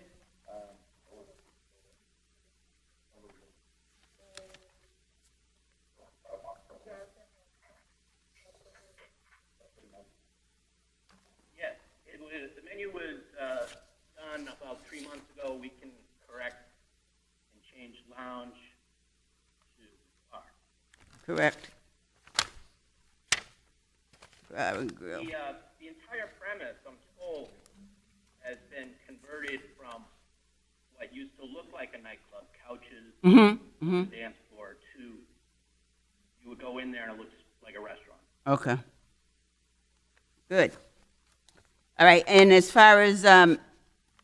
Torres's letters of recommendation, we are in receipt of 2 from his former employees, and they do state that he was a good employee. So thank you for that. Well, All right, now you say that, sorry, I guess, first of all, the first thing we should probably do is look at Hector, and should we approve him as the manager? Anyone have any questions regarding? I don't. I read all his information. No, I do not have a question. Okay. Then, before we vote on whether or not to appoint, approve Mr. Torres as the manager, we just want to know from our last meeting, who also will be in charge of the day-to-day operations when Mr. Torres is not available? Let me put Ferdy, we've been discussing this. Let me put Ferdy on the phone. Thank you. He can tell you how it's going to be managed. Thank you. Thank you. All right, hold on. Yes, good afternoon. This is Freddie. Basically what we're going to do is going to work with Hector. We're going to split the shift. Mm-hmm. But, you know, if he comes in the morning. I mean, the next day he will cover the afternoon. So that's how it's gonna work for now. And also we are looking to hire an assistant manager. Okay. But for now, it's just gonna be between me and Hector. Okay, so you're back for good? Sorry, what was that? So that means you are back here for good to be at the establishment? Okay, good. Okay. Thank you. Anybody else have any other issues regarding? No, is he going to be there all the time? Mr. Torres? I'm sorry? Is Mr. Torres still on the phone? That was, Yes. It's very, very difficult to hear you, but I have here Hector Torres. Okay, is he going to be there all the time, or is he going to be certain days as the manager? The question essentially is, what will be the breakdown for days and hours of Mr. Torres and the proposed manager if approved? Has that been established? I don't think we've established his schedule yet, but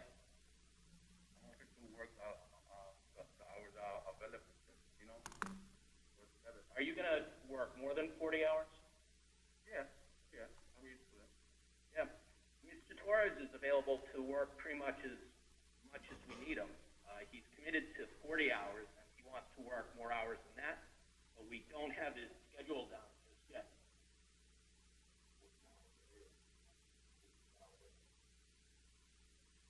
and they did state when Mr. Torres isn't there, that the other Okay. owner. Great, that was my question, thank Yes. you. So either one will be there at all Right. times, okay. Right. Okay. So I think what we need is a motion to accept Mr. Torres as the manager. I'll make a motion that we do accept him as manager, Mr. Torres. I'll second. All in favor? Aye. Let you know, and I understand it's difficult to hear, that the motion for the change of manager was unanimously approved by the board. Okay, great. I believe that the inquiry does not end there. No. So if you could, we move on to where the commission wants to go next with respect to the Eclipse Right. Bar and Grill. Okay. Anybody have any concerns they'd like to voice now, or? I do. This is Commissioner Phelps. The only thing that I would suggest is that we move forward, because he's had a good faith effort in providing us what we requested on a temporary basis, and come back to the board maybe in 3 months, 2-3 months, and we can check to see how everything is going. Okay. Do we shorten their hours, or do we let them have, what's your pleasure? Do we want to roll back their hours, that they have to close at, say, 11 o'clock? I would go for that, only because they have to serve food as long as they're open, and Exactly. not too many people are going to be eating after 11 anyway, so it would be a good time for them to get acclimated to the new schedules. And again, understanding the difficulty hearing in the chamber with the echoes, Commissioner Phelps has made a motion that's on the table, has not been seconded as of yet, for a trial period with a closing at 11, as this is, you've demonstrated a good faith effort to operate a restaurant as opposed to a nightclub, with a comeback period 3 months from now, for possibly extending those hours beyond the 11 o'clock hour, to evaluate how you folks go. You've heard the motion. Do you have a I would second? be opposed to a motion for rollback. We weren't notified that we've done anything wrong. There's no reason to have a rollback. There's no notice or anything like that.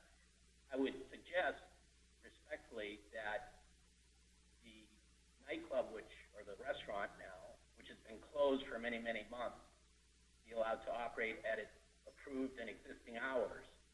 And then, which is probably a better way to test their management. And in 3 months, if you want to have somebody who wants to provide provide us notice of a potential rollback, we could address it then. I think you would want to see how they do perform after 11. And, we're still in the COVID environment, so it's tempered anyway. But I would very much object to essentially a sanction for not having done anything wrong. Attorney Connell, with all due respect, we're here because they have done wrong in the past. And they must realize that they are on their last leg, because if there are any other violations, we would definitely be seeking a revocation of their license. Well, I inherited this case from another lawyer, and my understanding was that whatever had happened in the past had, whatever violation notices or police reports there were, had been adjudicated. I didn't understand there was anything pending against them. And I understand, and they very well understand, that they're on probation with the city, as you put it, on their last leg. Mm-hmm. But, they've been closed for a long time. They're looking to, salvage this business. They're not the only restaurants out there that are suffering. So I would, I would like to think, now that I've been talking with them over the last 4 months on this application, that they are going to make a concerted effort to make the city of Lynn very happy and very proud. So I would, again, respectfully suggest that if issues arise in the management after this, then the city will act appropriately, and then we can have that hearing. Just maybe for some edification, I'm not aware of any restaurants in Lynn during COVID that are staying open to 1 o'clock, and there has been a progressive discipline that has gone up to the 30 days. There was discussion about a possible revocation based upon a non-approved manager essentially running the business since December of 2019 to the present. Given your lack of experience running a restaurant, given the fact that there are no other, and a reputation as a nightclub, given the newness of your restaurant, operating a restaurant, it would seem to me common sense may dictate that you'd want to voluntarily give your clients a chance to survive, because any violation, in all likelihood, per our progressive discipline, would be a revocation. Absolutely. I don't know if they've never been in the restaurant business.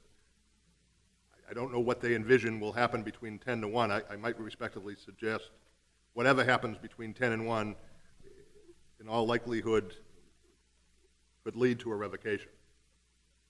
That's something to consider. I agree that there has not been a formal revocation notice today or a rollback notice. That I think you're your clients are setting themselves up to fail, with all due respect. I don't know the rest of the commission, how they feel, but restaurants in Lynn typically closing at 9 or 10. If you're the only game in town with a reputation of being a nightclub, whether you have one manager or 2 managers on site, we want you to succeed. This commission has gone bent over backwards during COVID. Previously approved outdoor dining for your facility. So my experience with this commission is that they do not want to set anyone up to fail. I appreciate that. Would it be okay if I have a moment to speak with the clients to make sure they understand what the suggestion is? And if you just give me 60 seconds, I'll be back on this phone. Thanks. All right. I'll be 1 minute. Thank you. Thank you.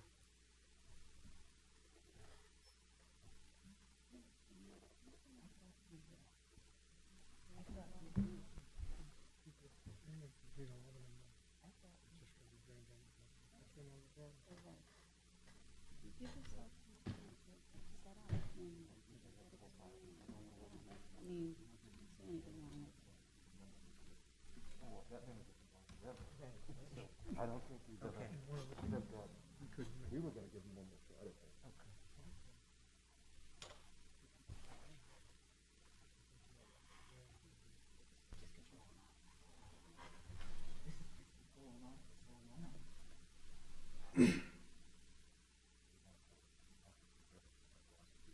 I think they're in good position right now to accept it. I mean, regardless of what happened, they're not the only ones saying. And you're going out to eat. You're not gonna wait too long. Build your reputation. If you do that over the next few months, then you come back here and there shouldn't be an issue. And hopefully the restrictions will be different.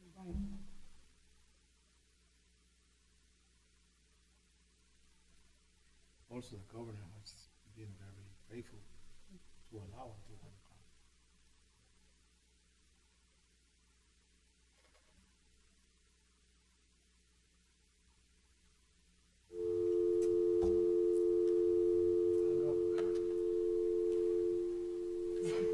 Hang up.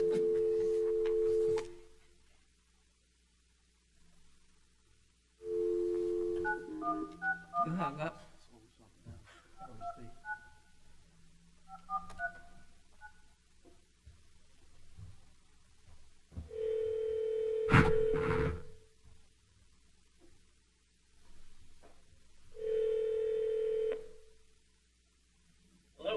I apologize, Attorney Cadell. I'm pinch hitting here as secretary/attorney, so I believe I hit a wrong button. So no, we're not rushing. I just lost connection. So I didn't want you to come back to the call and in a ringtone and think, yep. I had just come back into the conference room, and the phone was ringing. So I've spoken with the client, and they will accept a rollback for the next 3 months as a condition on their license. And they are very anxious to prove themselves as a restaurant, something that the city of Lynn will be happy with. So, okay. I don't know if that resolves everything, but we will agree with that. Okay, thank you. Then I guess we can entertain a motion. I will second her motion. All right, the motion has been made and seconded. All in favor of allowing the Eclipse Bar and Grill to reopen with their hours until 11 p.m. for 3 months, and then they can come back before us to Extend it to 1 o'clock. establish the regular hours. All in favor? Aye. So, Attorney Cannell, that it was unanimously approved for you folks to open as a restaurant to 11 o'clock, 7 days a week, and a return date, April, May. Return date in June, with an eye toward possibly expanding that, and with an announcement from your clients that it's been a successful 3 months reopen.